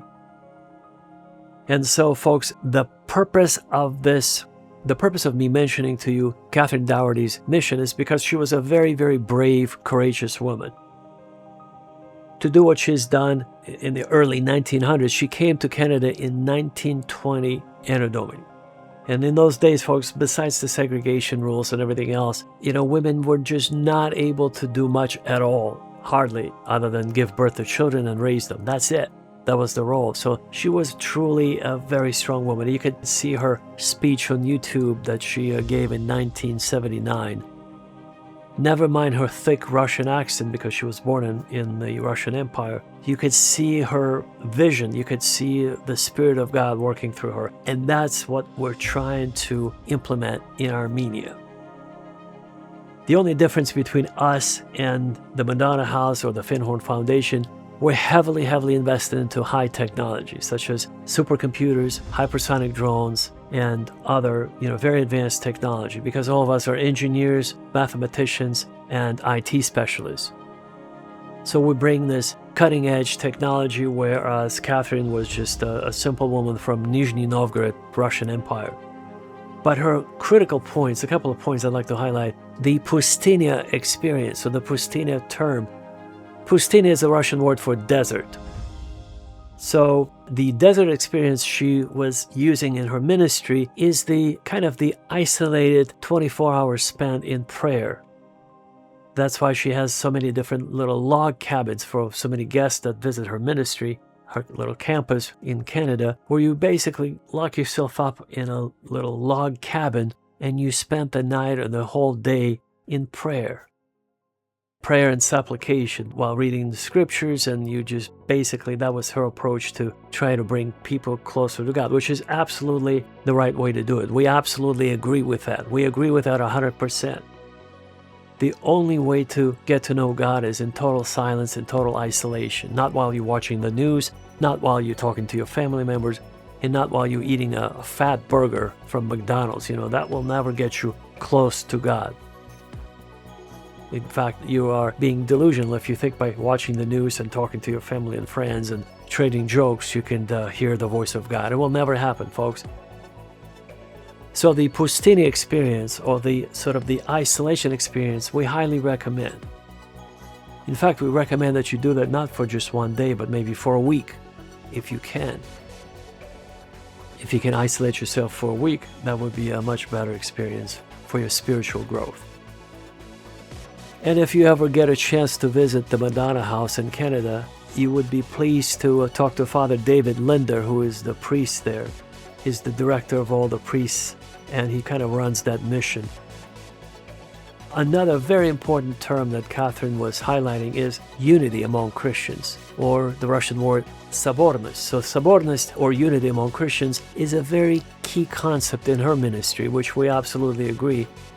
That's why we're trying to unite 2.6 billion Christians around the world and 17 million Armenians scattered around the world into one cohesive unit.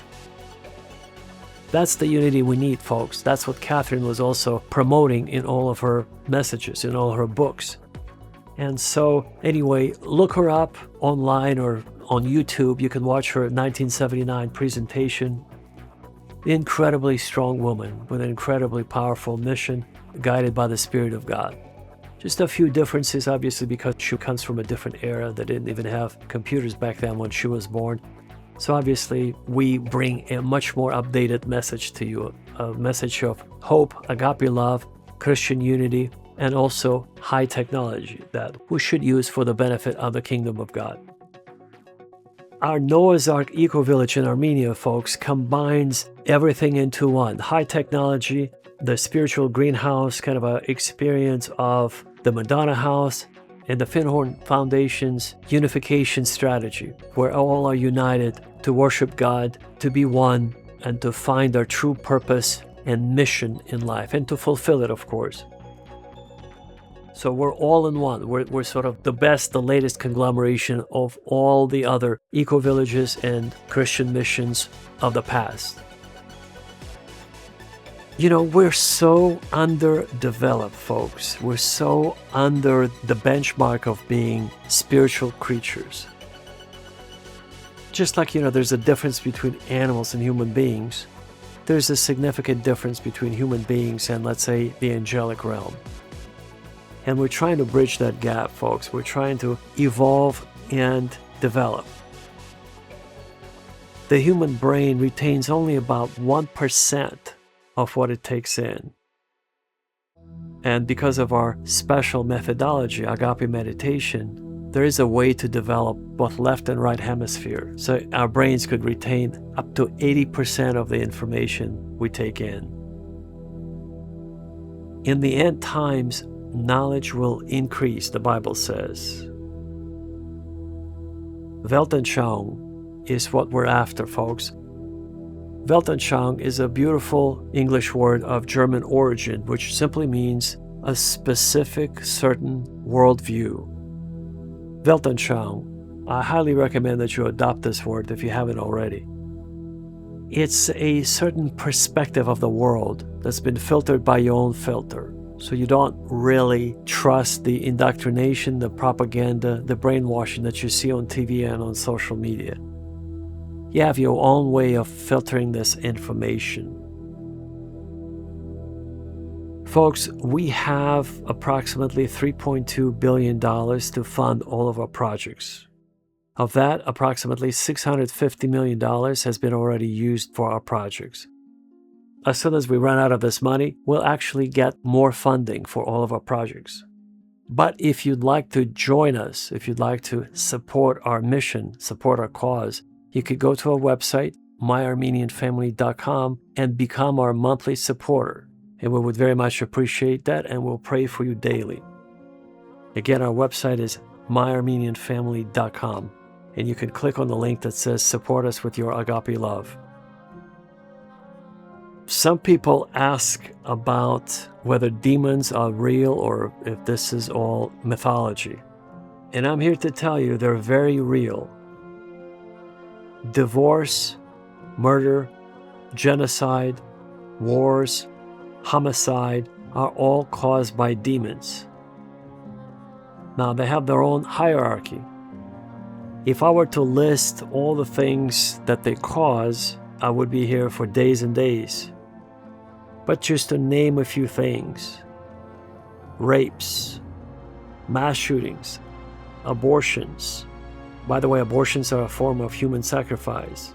Child molestation and abuse, car accidents, drug overdoses, shootings, epidemics, riots, murder, drunkenness, greed, lust, storms, fires, fear and anxiety, infertility, nightmares, pride, and much, much more is caused by the fallen angels or demons.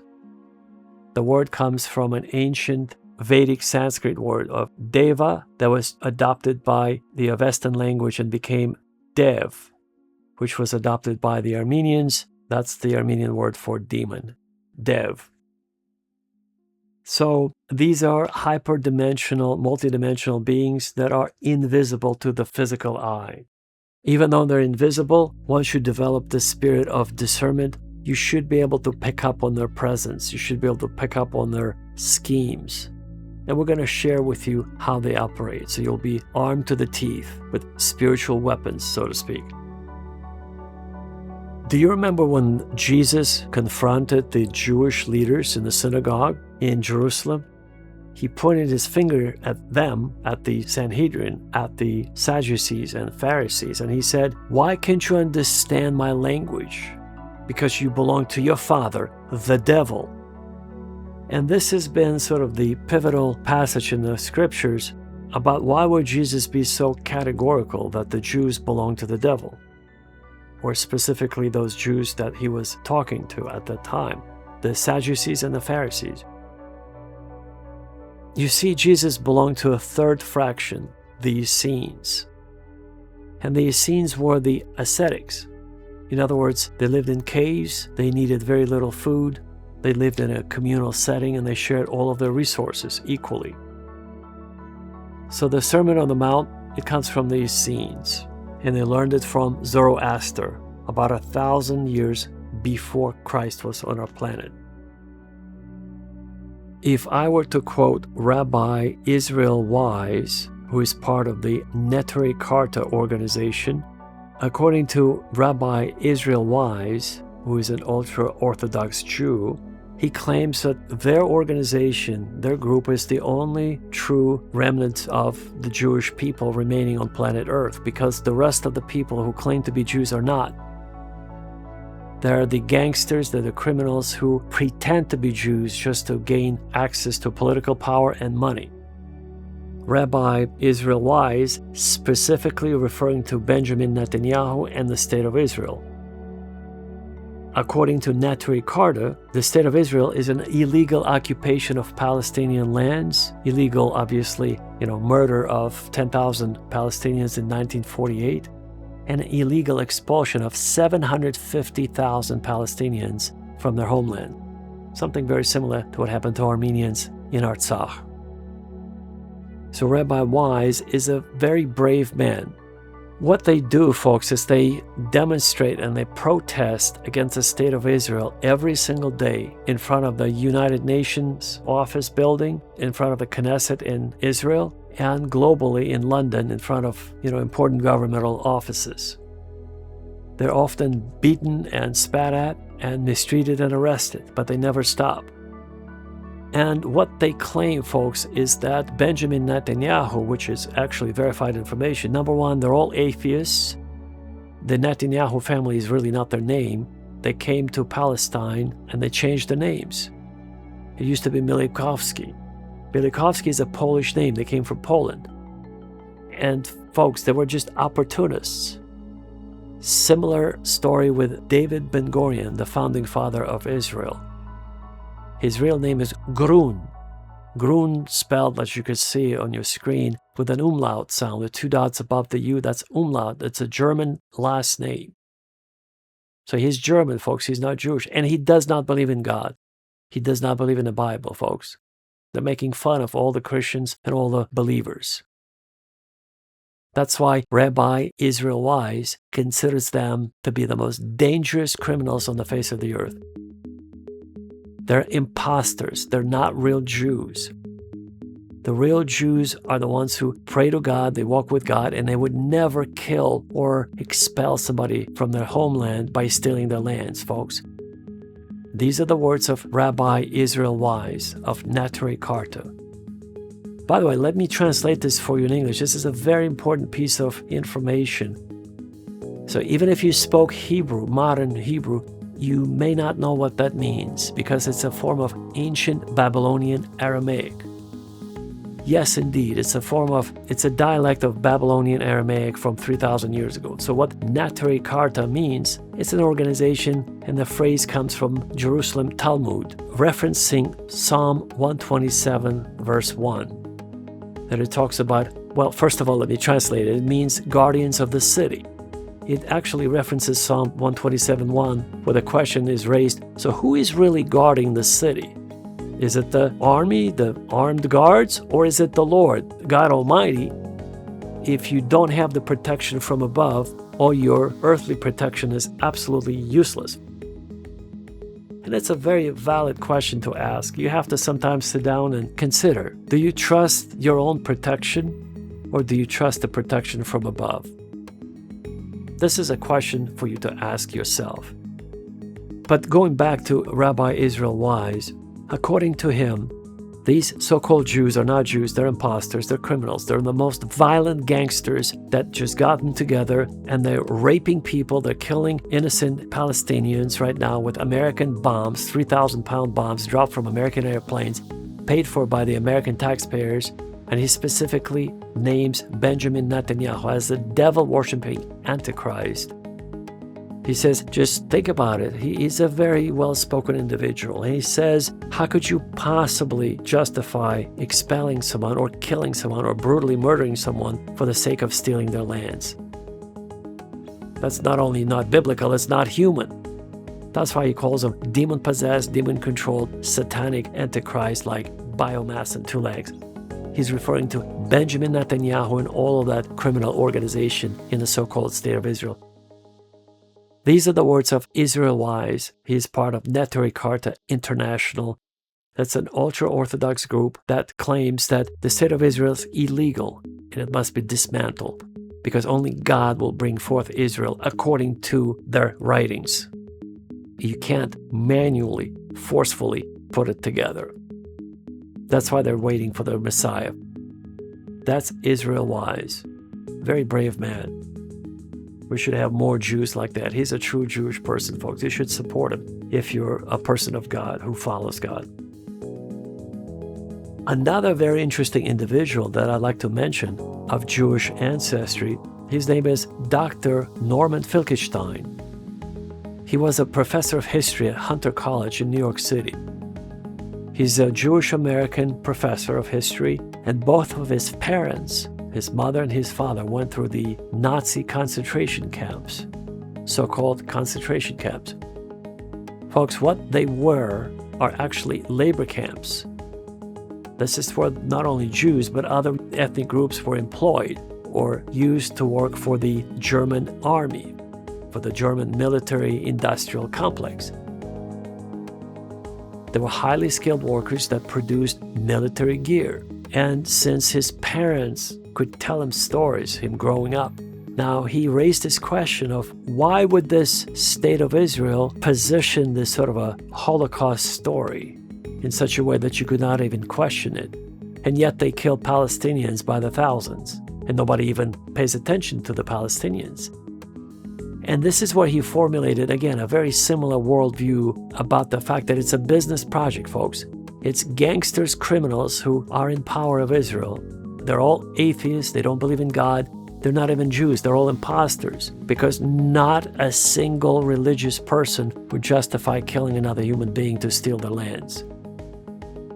So these imposters, they organized this Holocaust campaign just to milk the German government for money.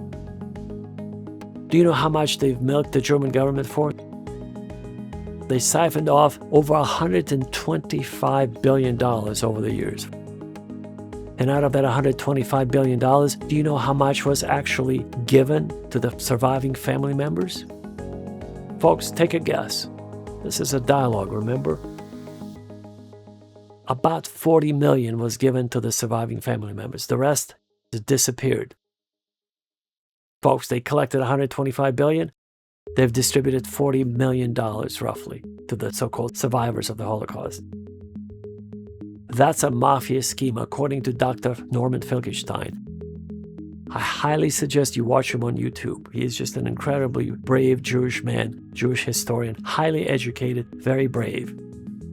That's his opinion, that's his projection, that everything is crooked, everything is not real. Those people are not real Jews. Those people are criminals. They're gangsters. They're worse than Al Capone. They're worse than, much worse than Hitler, folks.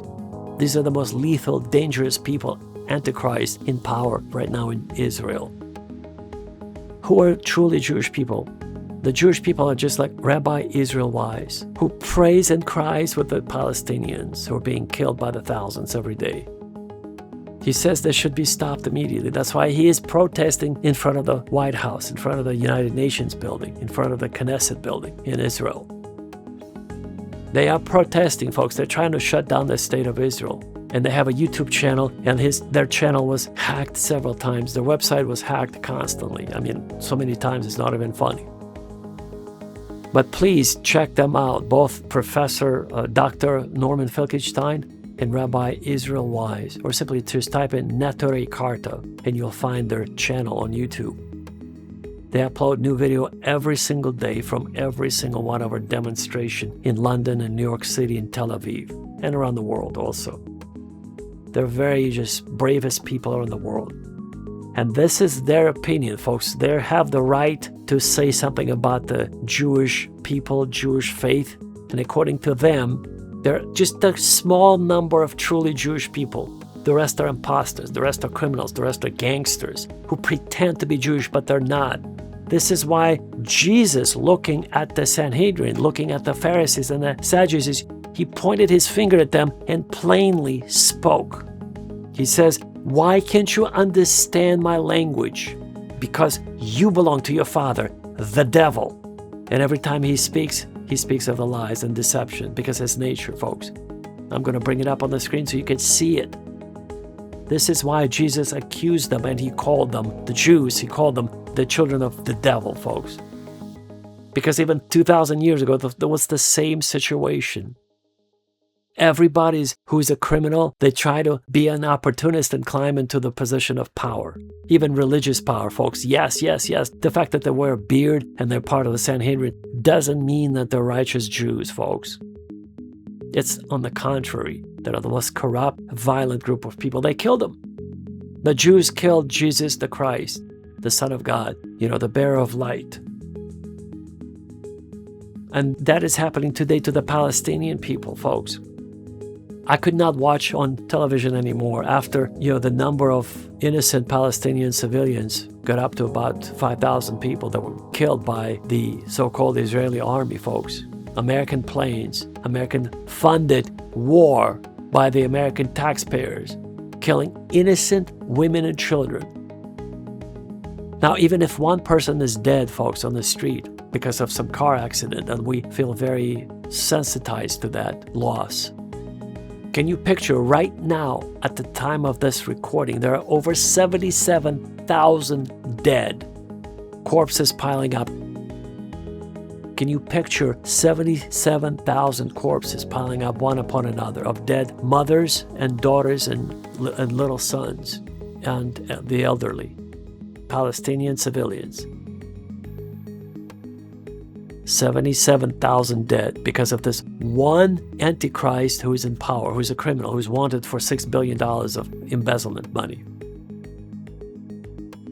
This is why Rabbi Israel Wise calls them all imposters, criminals, worse than Al Capone, worse than the devil themselves. Devils incarnate, that's what they are, those people in power, folks. 2,000 years ago, Jesus called them the children of the devil. And today, Rabbi Israel Wise calls them all imposters and children of the devil because of what they do, folks. We have to clearly see that. There is no kind person who would ever wish anything evil upon another person, much less to take their lives. And these people just easily flip a switch. You turn on, push on a button, and the bombs are flying on people's homes. There's the war in Iran. And let's just talk a little bit about that, folks. The prophetic message. So we have access to our supercomputers. Everything is mathematical. Everything is tied to the past, present, and future. Could be represented using mathematical formula, mathematical data. Everything is encoded, folks. And only a supercomputer could decode it. So we need approximately 250 billion units or tokens to load into our computer of data points, basically. And it analyzes it using a certain algorithm, and it could actually forecast future events. You heard me right. It's a special program, folks. It's not some silly large language model that just talks to you in a funny way. No, this is not ChatGPT, folks. This is not Grok. This is not Copilot. This is a very powerful supercomputer algorithm. And we tied them up in a daisy chain so they can talk to each other and just give us the answers.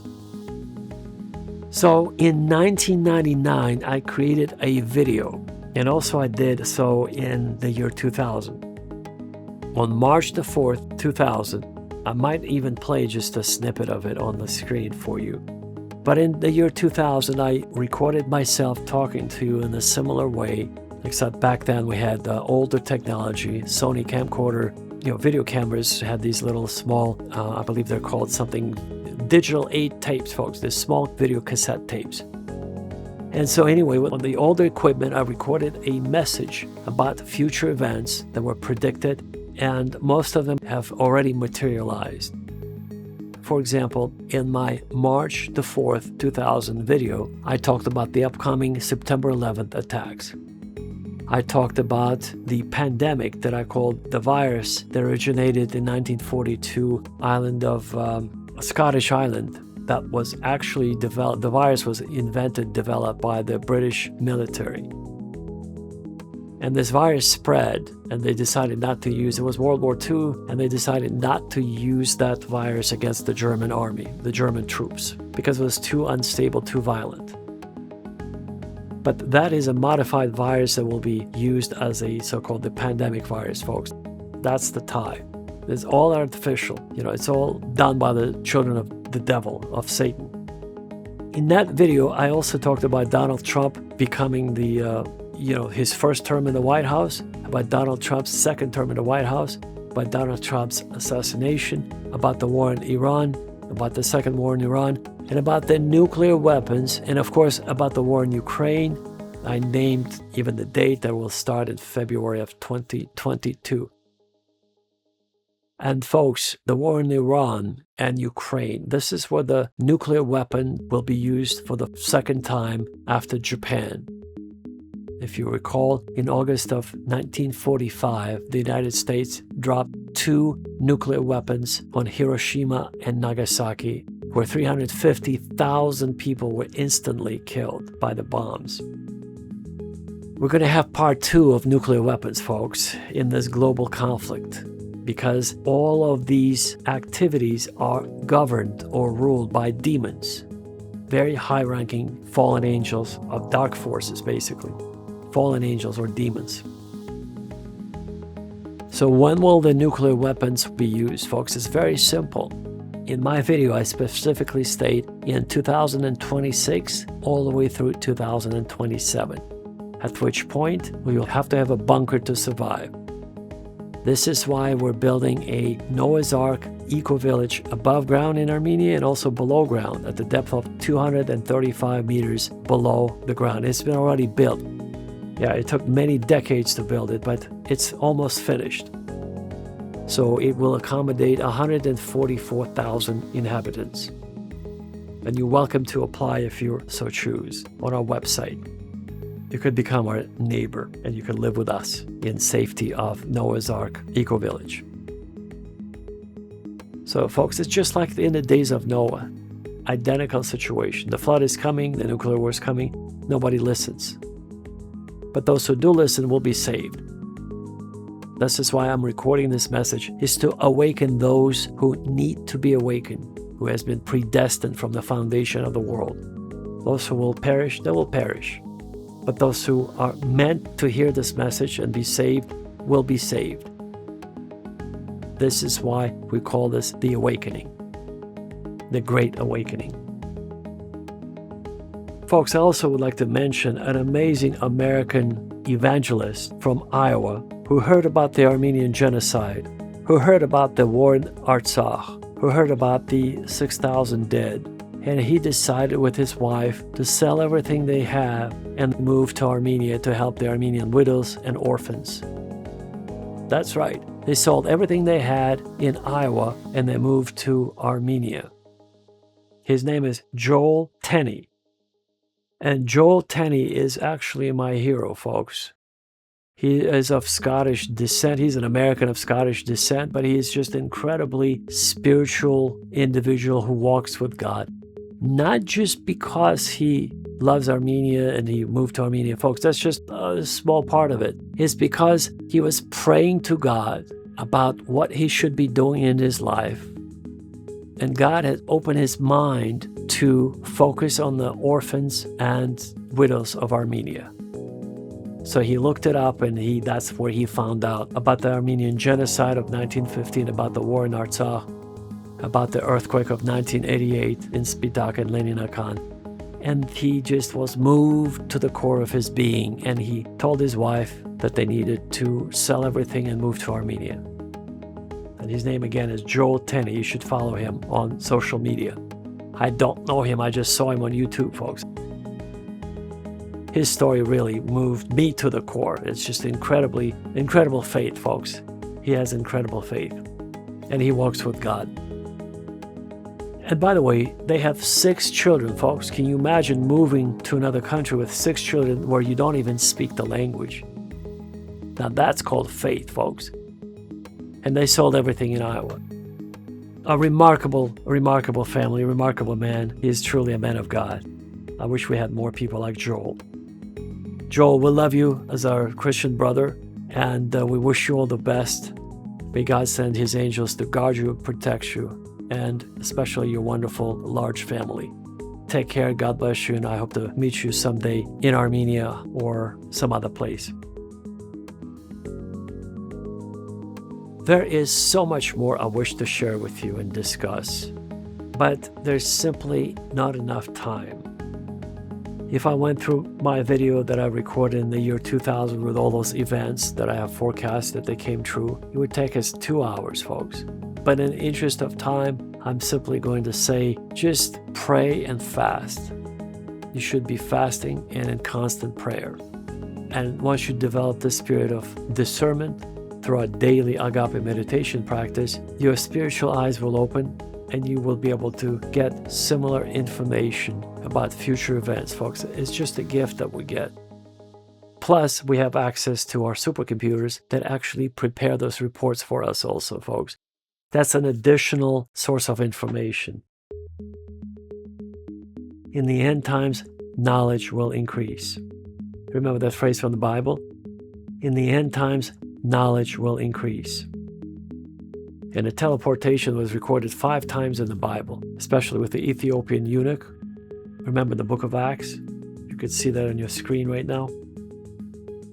But most importantly, our core message is how we can increase our faith so we could heal the sick, cast out demons, and raise the dead. Jesus said we should be able to do that, and we have agape meditation to help us reach that level. Folks, I just want to wish you all the best. I want to share with you our agape love. We love you very much eternally. We're only here for about 5 minutes, for a very brief moment in time, folks. In the eyes of eternity, it's not even a split second. We just come and we go. So let us be wise about every breath that we take on earth. Let us be wise about our time that we spend on this planet. We're so underdeveloped. We're so deprived of information.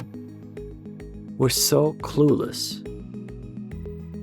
We're so helpless without the help from the angelic force, without the help from our spiritual guardians. And yet, sometimes we're very prideful. You would think, being so vulnerable, being so fragile, we would be on our knees and praying constantly to God for protection. Very few people do, folks. Let us put away our pride. Let us pray for humility, meekness, and wisdom from God. Let us unite as one Christian family. So I'm addressing 17 million Armenians and 2.6 billion Christians around the world. Let us all unite into one coherent family of believers. And one last thank you I'd like to express to all of the Muslim and Arab people who have sheltered Armenian people and Armenian children during the 1915 Armenian Genocide. I want to thank you from the bottom of my heart. All those kind souls who showed compassion when they saw those little children that they would not have a chance to survive unless they were taken to safety. So God bless you. Thank you for what you've done. There are very kind Muslim people, very kind Arabs, very kind, non-Christians who showed mercy and kindness to Armenian people during the genocide, during the most horrific time in Armenian history. And I pray for all those kind souls and their descendants, so God will show mercy to you as well. Thank you. And now I'd like to conclude by saying we love you very much. Visit our website at myarmenianfamily.com. If you wish to support us, please do so on our website. Or you could click on the QR code on your screen right now. If you wish to write to us, if you're interested in moving to Armenia and you're an engineer or a business entrepreneur or a scientist, please send us your resume so we could better place you in Armenia, and our team will promptly respond. If you have any other questions, contact us on our website. We'll be happy to respond. On this note, God bless you. Take care, and we hope to see you at the very top. We love you very much.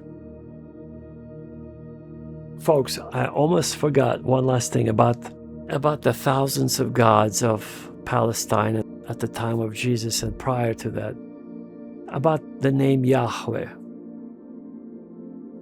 At the time of Abraham and Jesus, There were thousands upon thousands of different kinds of gods that were worshipped by various people, including the Jews.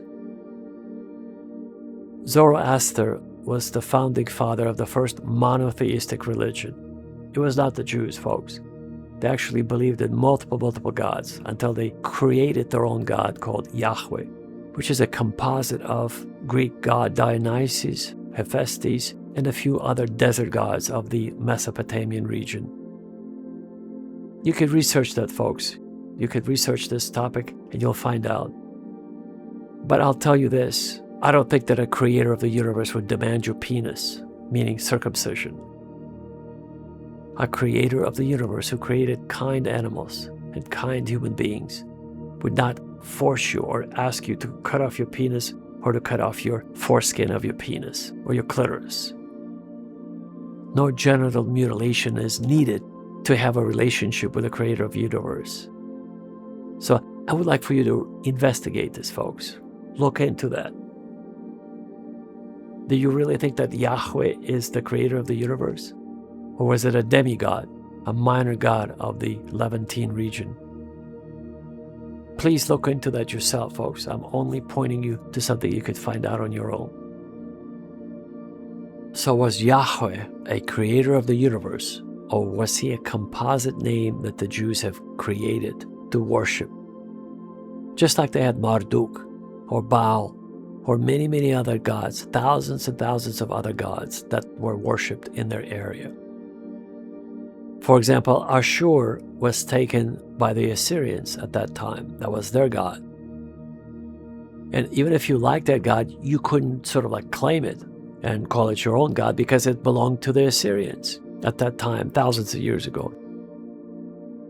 In order to have your own god, you had to create a new god. And that's what the Hebrews did, folks.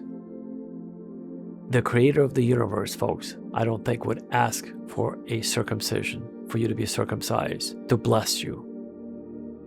This is a typical crazy talk. One last thing I'm going to mention, according to many psychiatrists in New York City, Jewish psychiatrists who walked away from the Judaic faith to become Zen Buddhists, they completely recant and deny the fact that this is normal behavior, folks. Meaning, in their professional opinion, they deem this cutting off the penis, the foreskin, and demanding all these sacrifices and death and the fixation on foreskins and penises and circumcision and covenants and killing the Amalekites and this and that. This is mental illness, folks.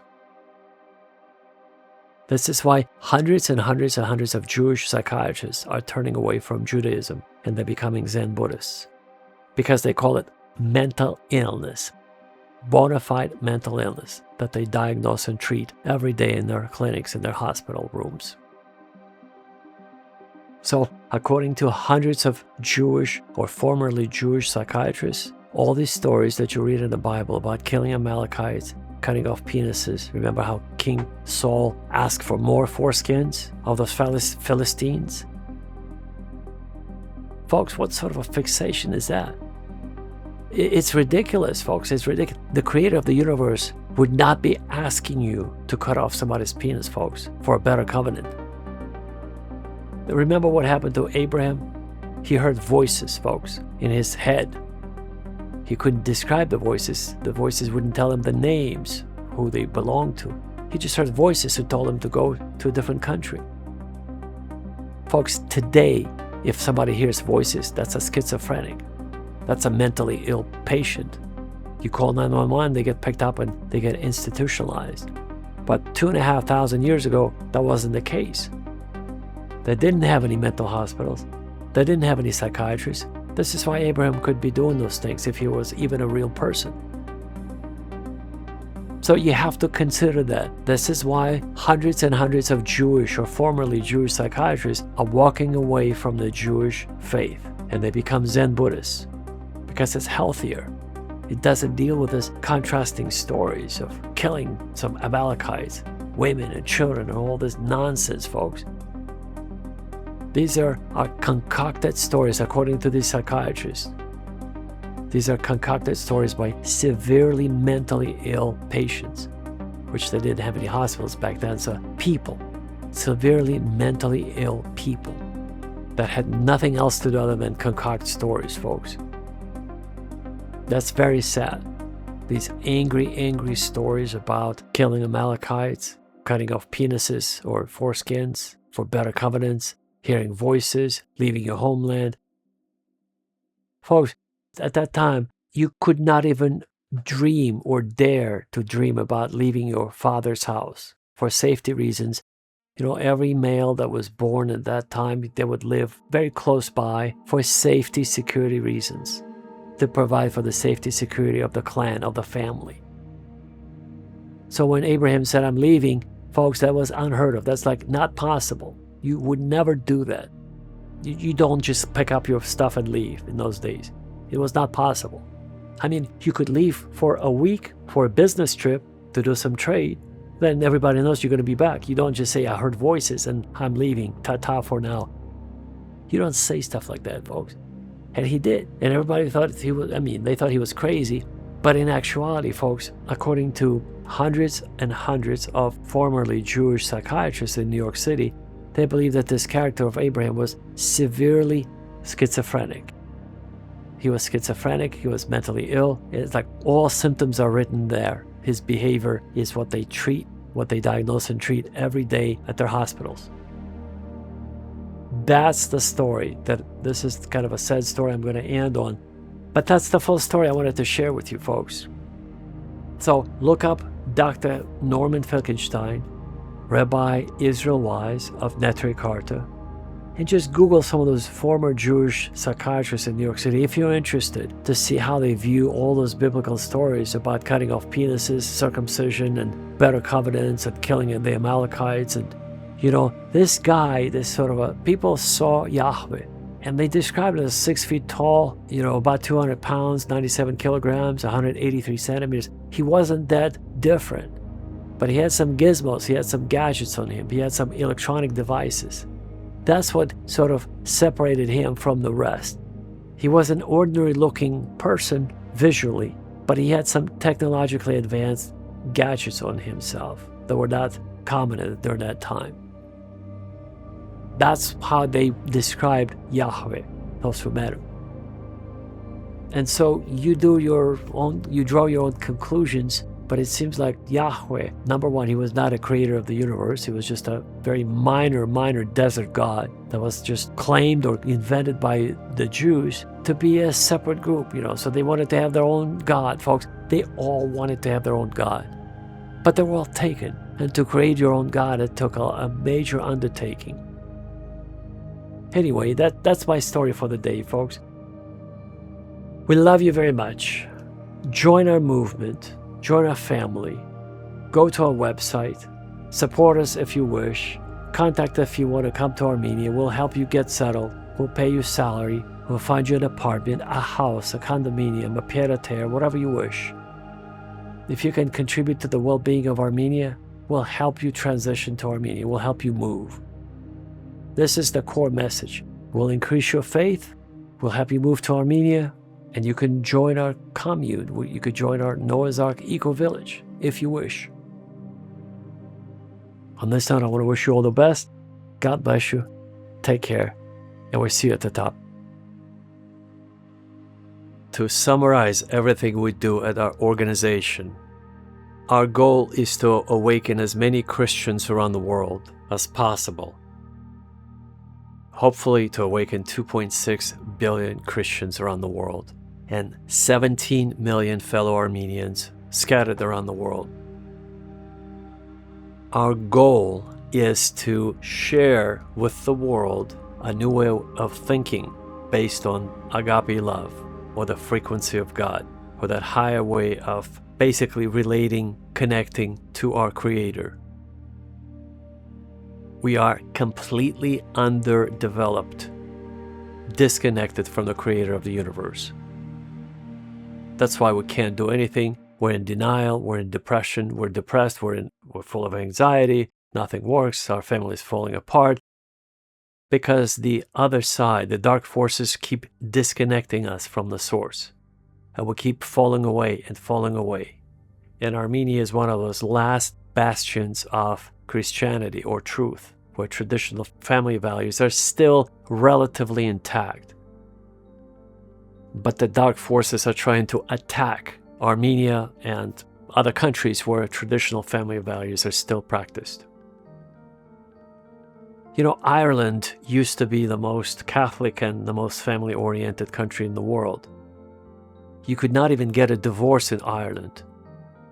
Today, not only that you could get a divorce for no reason whatsoever, you could actually get a same-sex marriage license there, meaning to be married to a same-sex person. Can you believe that, folks? What a drastic change in Ireland. Now, what do you call that? A satanic revolution? I would call that, yes. To put it mildly, it is a satanic revolution. Satan won. Irish people are in the toilet, to put it very mildly. And they're just sort of marinating there. Nobody would help them. They just need to do a reset. Flush the toilet and hopefully something will happen to it. But yes, the Irish people are a good example of that. The last country remaining on earth at the time of this recording where they still disallow divorce is the Philippines. It's another Catholic country. What they do in the Philippines, they get an annulment of the marriage in extreme circumstances. So in other words, the annulment is allowed, but it requires extreme circumstances. It's not the same as a divorce. Extreme circumstances. So people are still kept together for the sake of the children, for the sake of maintaining a family structure. So the Philippines is the last bastion of a Catholic civilization, of a Christian civilization. It's a Catholic country, predominantly Catholic, where if they go into the toilet like the Irish did a few years ago, then we won't have anything else left, folks. The day the Philippines will declare that they could file for a divorce is the day our civilization, global civilization, will fall completely. So back to our mission, folks. Our mission is very simple. It's to awaken as many people around the world as possible and bring that 1% brain activity to at least for them to use maybe 5% of their brain, maybe 10%. With our agape meditation, we could get it up to 80%.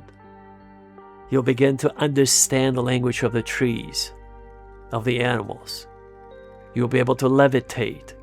You'll be able to walk on water, heal the sick, cast out demons, raise the dead. This is what Jesus said we should be able to do. Why are you not doing those things, folks? You should be able to do it if you're a believer, but you can't. Why? Because you haven't seen the methodology. And this methodology is something we're going to share with you. So you could utilize maybe 10% of your brain, maybe 30% of your brain's capacity, that is. Right now, most people are fast asleep and they need to be awakened. That's why we call it the awakening, folks. You saw that at the beginning of our video, the awakening, because people are fast asleep. They're in a deep sense of, they're in a slumber. And we're going to try to awaken them, as many as possible. And we pray with all our hearts that many people would be receptive to our message. And like I mentioned, our brother Joel from the state of Iowa, when he heard about Armenia, when he heard about the Armenian Genocide, he told his wife, honey, we need to sell everything we have and move to Armenia. And that's what they did, folks. It wasn't a pleasure trip, folks. They have 6 children. Imagine moving 6 children with you. This is my hero. The reason why I call Joel Tenney a hero, because to do such a feat, it is truly a feat, folks. How do you tell your wife we need to move to another country, far away from the state of Iowa in the United States? How do you tell your wife we need to sell everything for the sake of having enough funds to live in Armenia and start a non-profit foundation to help the widows and the orphans? The widows of the Artsakh War, or the war in Artsakh, the several wars that have been happening, the 6,000 men that haven't returned home. So there are 6,000 wives and mothers. So widows and mothers who lost their sons. That's Joel Tenney. He's an awakened human being. And we pray for him daily and for his entire family, of course. So folks, this is our attempt to share with you as much as possible. And I'd like to close this message by saying, do not believe anything you see on your TV or on social media. There is no such thing as artificial intelligence, folks. Please don't believe it. It's a total lie. This term was coined by John McCarthy in 1956 at Dartmouth College in the state of New Hampshire. He coined this phrase because he needed money, grant money, so he applied to the Rockefeller Foundation and to other sources to sustain his program.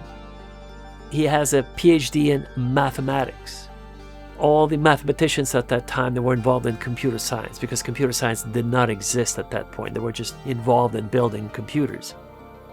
The first computer, called ENIAC, it was created in 1946 in the United States of America. The second computer, 5 years later, called UNIVAC. And many people even confuse them, folks. There's a ENIAC with a C at the end. And UNIVAC, VAC at the end, was created in 1951. So these are the first the forefathers of our supercomputers that we use today. So we don't call it artificial intelligence because there's no such thing, folks. The computers we use are massive, massive computers that are much more powerful than any computer you might have access to. And so these large language models are sold to the public as if these are the supercomputers, folks. Well, yes, they are, but they can only do one thing. They're the large language model. They just analyze a lot of data and they give you back some text or, voice commands or answer using a synthetic computer voice. But that's not artificial intelligence, folks. John McCarthy, again, coined this term to refer to something in the distant future that will mimic the human brain, which will never happen because of the complexity of a human brain. It happened in 1956. To this day, there is no such thing as artificial intelligence. These are simply large computers that run a certain program. That's it. And the way we use our supercomputers is for very practical reasons. How to break the laws of physics, how to prove that theory of relativity is completely wrong, and has been proven. So we create new laws of physics. We create new nanomaterials that are lighter than paper and stronger than steel. We create new alternative propulsion systems for our drones. That's why our hypersonic drones could reach from Chicago to Yerevan, Armenia in less than 6 minutes, folks, because they travel at incredibly fast rates of speed, at Mach 85. I'm referring to our RH-225 hypersonic drone that we call Aragats 225 for the Armenian application. But we have other types of drones, folks, even faster. This is our super compact drone just to give Armenia immediate defense against its very hostile neighbors. Because Armenia happens to be in that sort of a neighborhood with, the only Christian country surrounded by Muslim countries. Both Azerbaijan and Turkey don't have the friendly posture towards it. The Ottoman Empire caused the Armenian Genocide in 1915. And dozens of massacres prior to that, starting from the 1800s, which nobody wants to talk about for some odd reason. But anyway, our point is, we bring the truth, we awaken, we connect you to the frequency of God, so you could, for the first time, feel alive. Until that point, until you get to the frequency of God, you're not alive. You're bamboozled, meaning deceived by garbage from the toilet of Satan. And you're floating in that toilet and you think you're alive, folks. You need a hard reset. And that's what this awakening does, or will do to you. This is a Satori-like awakening. Satori is a Japanese term for instant awakening. It doesn't take years and years and years and years. No, folks, it's a simple agape meditation that is 3,000 years old. It's very effective. That's why we're introducing it to you. So your eyes will be open. For the first time in your life, you'll begin to see the truth. As Jesus said, and the truth will set you free. Until that point, you're in bondage, meaning you're enslaved, meaning you're a slave to the system, to the dark forces. This world is under the direct control of the devil, or Satan, or the deceiver, or Lucifer, or what the Muslims call Iblis. There's a slight difference. Iblis refused to bow down to man upon its creation because he was made out of fire, and he would never bow down to the man that's made out of clay. But according to the Hebrew tradition, which everybody seems to copy everybody else, according to the Hebrew tradition, Satan, or Lucifer, which is Latin term for the morning star, the shining one, Venus, in the star in the early morning, when you look up, that's Lucifer, folks. The star named after Lucifer before his fall. Lucifer refused to do the same, refused to bow down before God and before the created being that had a spark of God in it, because he had clay around it. The biomechanical suit, folks, the device that carries the spark of God, rather primitive. So, and it limits us, meaning our bodies, our physical bodies, they are not of the same, they're not made out of the same material as the luminous bodies of angels. That substance is called subtle matter. It never dies. Neither do we, folks. It's just our physical bodies have been corrupted, the DNA. And we've identified those corrupted genes that limit the lifespan, that cause certain diseases. We're going to fix all that, folks. It's very, very possible with our supercomputers. Knowledge will increase, remember, the Bible says in the end times. And we are increasing our knowledge exponentially. We reach the technological singularity. So we're sharing with you this information. We'll provide for safety, security, unprecedented safety, security of Armenia, the first Christian nation. We're going to bring 17 million Armenians back to the Republic of Armenia. At first, we're going to move 3 million key players, key partners of Armenia, or Armenians who are mathematicians, engineers, or scientists, or business entrepreneurs who could contribute to the well-being of the Republic of Armenia. So our point is to make Armenia the most secure and prosperous country in the world, or at least in the region, and then in the world. We're using a similar strategy that LKY used in Singapore. LKY took his swampy little country of 500 square kilometers and turned it into a global financial center within 20 years or so. 20 years, folks, and Singapore became a global financial center. How is it even possible? It was just dedication, approach, focus, concentration, laser focus. That's what we're going to have. That's what we're going to do as well in Armenia. So on this note, I just want to emphasize this again.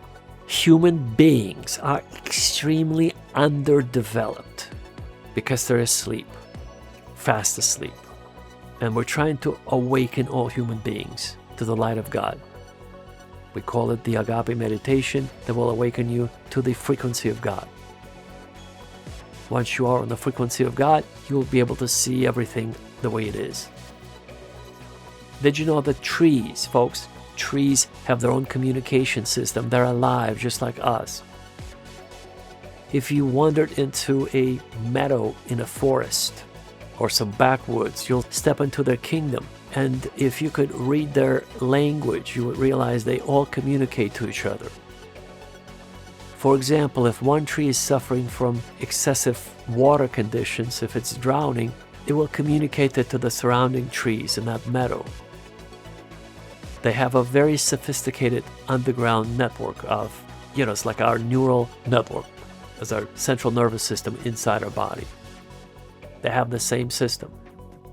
And by the way, mushrooms form the core foundation of that network for trees. Mushrooms, folks, mushrooms. Not the ones that grow above ground, but the ones who grow beneath. You can't see them. They have their own sophisticated system. So the trees would come to the aid of the tree that's drowning. And it will pump that water away from that tree that's in trouble. And vice versa. If the tree needs more water, the surrounding trees will meet the demand of that tree that's dying because of excessive drought, let's say. If it needs water, they'll supply it with more water. Folks, they operate as a family. These are trees, folks, trees. They're alive. Try to understand what I'm saying. And they will never have email, they'll never have computers, but they communicate. They're alive just like us, but in a much more primitive way, simpler way. If you don't know any of this, then you're ignorant of this thing called life. And we're trying to bring you up to speed in a very humble way, by the way, in all humility. Every time you're about to cut your cucumbers or tomatoes for your salad, they cry, folks. They scream for help. And this was scientifically recorded and proven by the German engineers using laser microphones. You could find it online. You could read about it. You could watch the videos. Yes, vegetables cry, scream for help when you're about to cut them because they're alive. Now, how about that, folks? Before you cut your apple, you need to ask for its, not consent, but you need to just sort of bless it and thank God for feeding you. But you need to say that we're going to be one in just a moment. Thank you for being there, you know. That's an acknowledgement of both the creator of the universe giving you this fruit, and then you will be acknowledging this fruit that you're going to eat, which is alive, completely alive, folks. It feels, in a more simpler way, it feels all the pain that you feel too.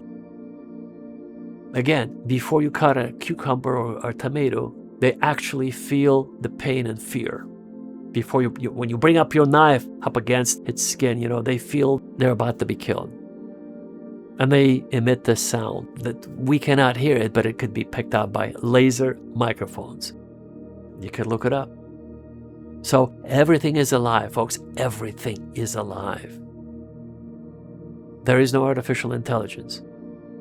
The human brain only uses about 1 to 5% at the most. Like if you're really, really well read and you're up to speed, you might use 5% of your brain's capacity. Otherwise, it's 1%, folks. And we're trying to bring it up to at least 80% using our agape meditation and engaging your both left and right hemisphere. There's certain exercises, meditative exercises we're going to teach you, share with you, so you can bring up your capabilities from 1% to 80%. That's all we're trying to do here, folks. But most importantly, we're trying to introduce you to the frequency of God, so you could meet God face to face, so to speak. Because God is spirit, the only way to get to know Him is to get on His frequency, the frequency of His spirit. Noetic light, folks. Noetic light is the brightest light in the universe. It's the uncreated light of God. It's the emanation of God. And it's within us all, because we are the sparks of God's creation. God is within us, and we also shine on that frequency, folks. We've just unfortunately been kind of detoured.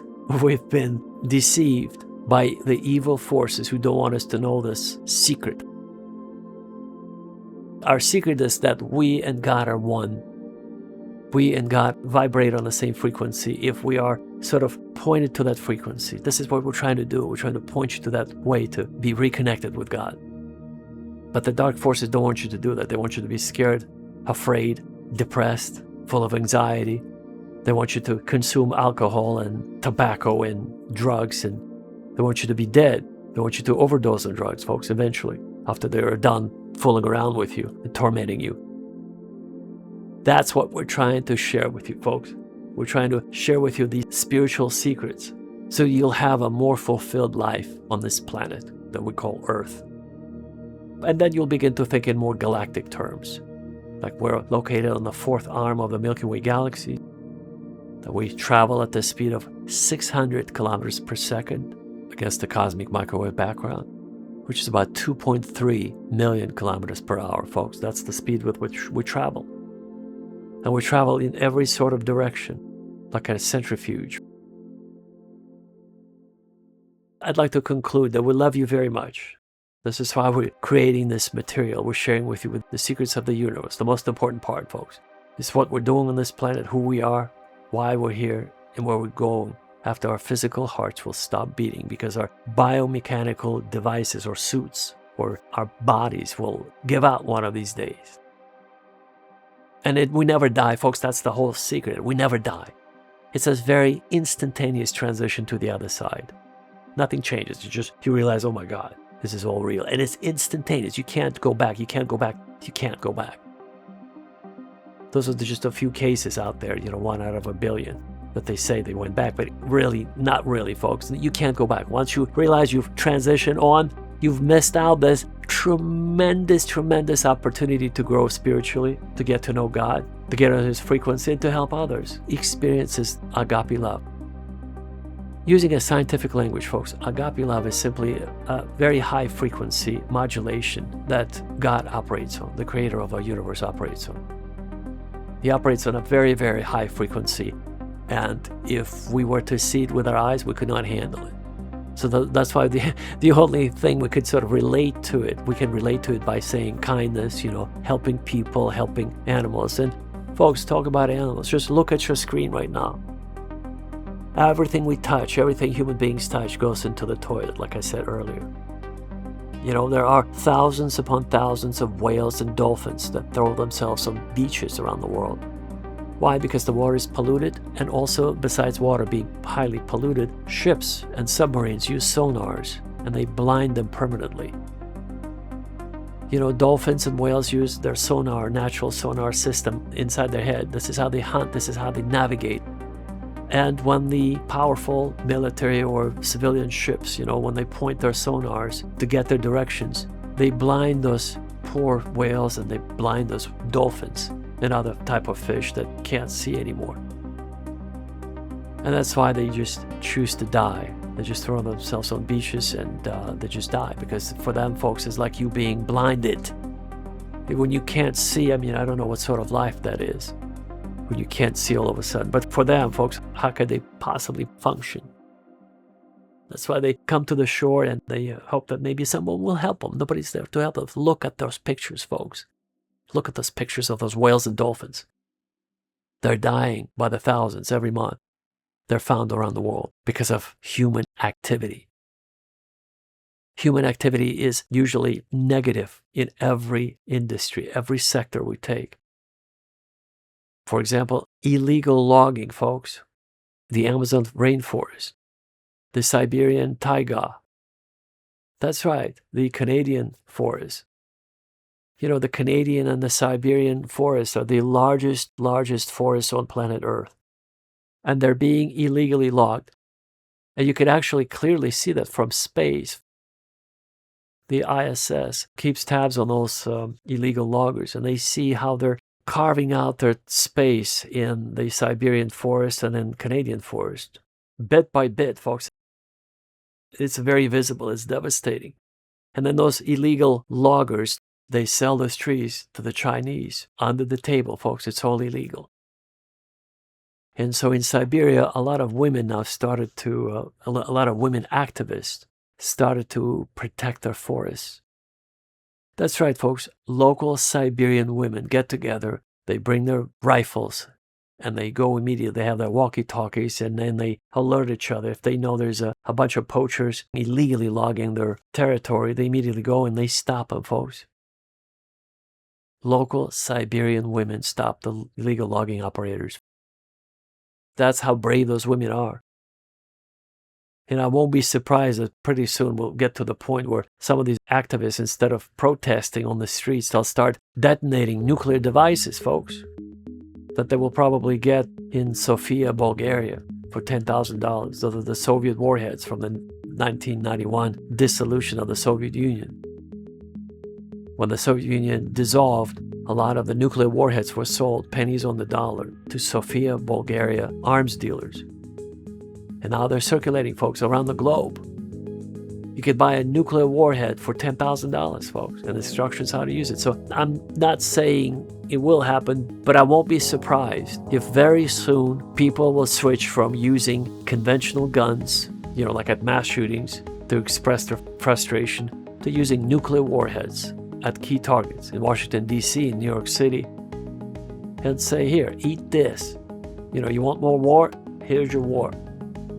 Because if you think about it, every war was started in D.C. by those lobbyists, or war consultants, who are hired to promote the business of those military gear manufacturers. That's right, folks. If you have a bakery, you would hire a marketing consultant. And this marketing consultant will help you get more customers. People who like your products, who like your bread. And then you pay them a fee. It's very similar to war consultants or political lobbyists. Those lobbyists are hired by military gear manufacturers.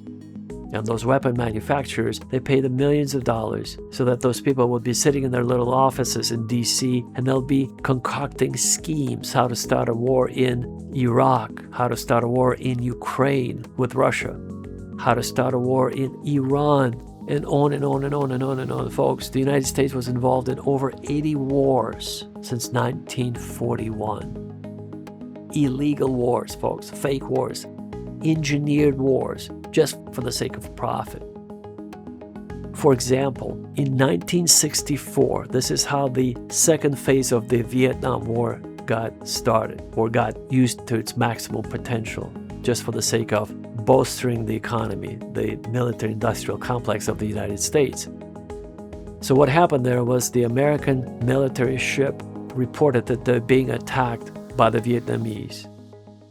And that was a false flag operation. They were never attacked. How do we know? Because a brave American activist, Daniel Ellsberg, published 7,000 pages in the New York Times. That's right, folks. He published a few years later. But we got to know all the details, how everybody profited to the tune of, at that time there were millions of dollars, but today it's billions of dollars. Daniel Ellsberg, look him up, folks, look him up. He is the bravest human being in the history of the United States, I think. He opened the lid. Just this tiny little percentage of we, the public, got to know how corrupt the system is. So every war operates just like the war in Vietnam. It's a false flag operation, then they benefit. The war starts and they make billions and billions and billions and billions of dollars, folks, because they worship the devil. They're all satanic. They're children of the devil. What Jesus told to the Sanhedrin, remember? The Bible says Jesus looked at the Jews and he said, "Why can't you understand my language? Because you belong to your father, the devil. And he was a deceiver from the beginning. And you cannot trust him, and he only is concerned about death. Wherever he goes, he speaks the language of lies and death and destruction." And so Jesus told it to the Sanhedrin in Jerusalem, to the Sadducees and the Pharisees. But the same applies to those who are in charge of paying consultants, who are probing those wars. How do you start a war, folks? Well, they're being taught. They're taught that craft. They're taught how to start wars, folks. Imagine you get up in the morning, you go to work, and you earn a living to support your family. And these consultants do the same, folks. Every day they drive to their little offices and they create opportunities for wars. It has nothing to do with Saddam Hussein. It has nothing to do with Vladimir Putin in Russia. It has nothing to do with Vladimir Zelensky in Ukraine. Those are just the victims of the schemes of those lobbies, folks. That lobby is very powerful. So in other words, those are consultants who scheme, engineer those wars. And they put those countries at war with each other or with the United States. It's very easy to do, folks. It's just the same carbon copy principle like what they used since 1964 in the Gulf of Tonkin. That's how the Vietnam War, second phase of it, started.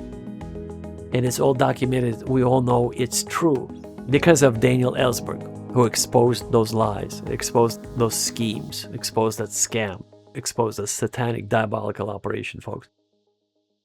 Daniel Ellsberg, 7,000 documents, folks. You should read it sometimes. It's incredible. So, on this note, we bring the truth of the gospel.